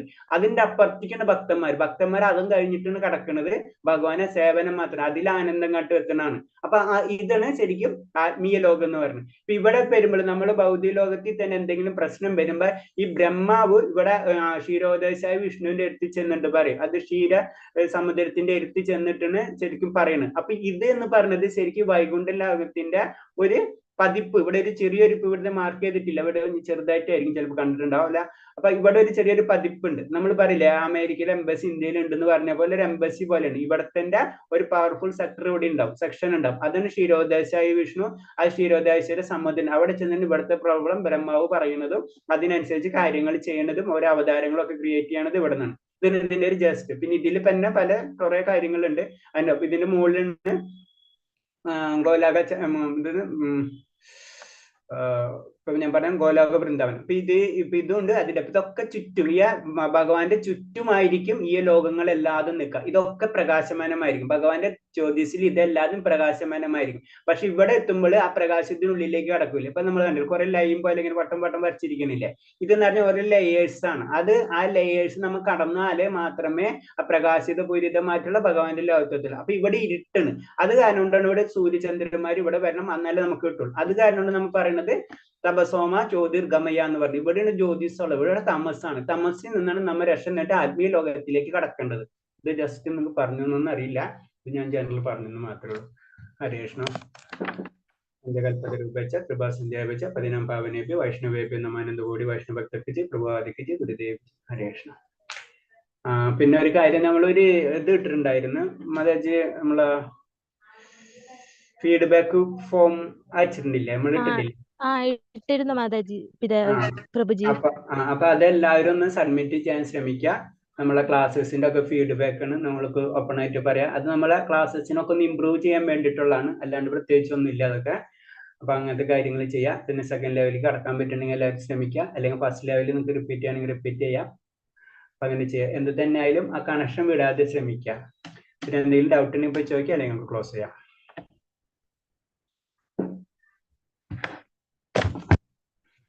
ക്ലോസ് ആയിട്ട് മാതാജി. അപ്പൊ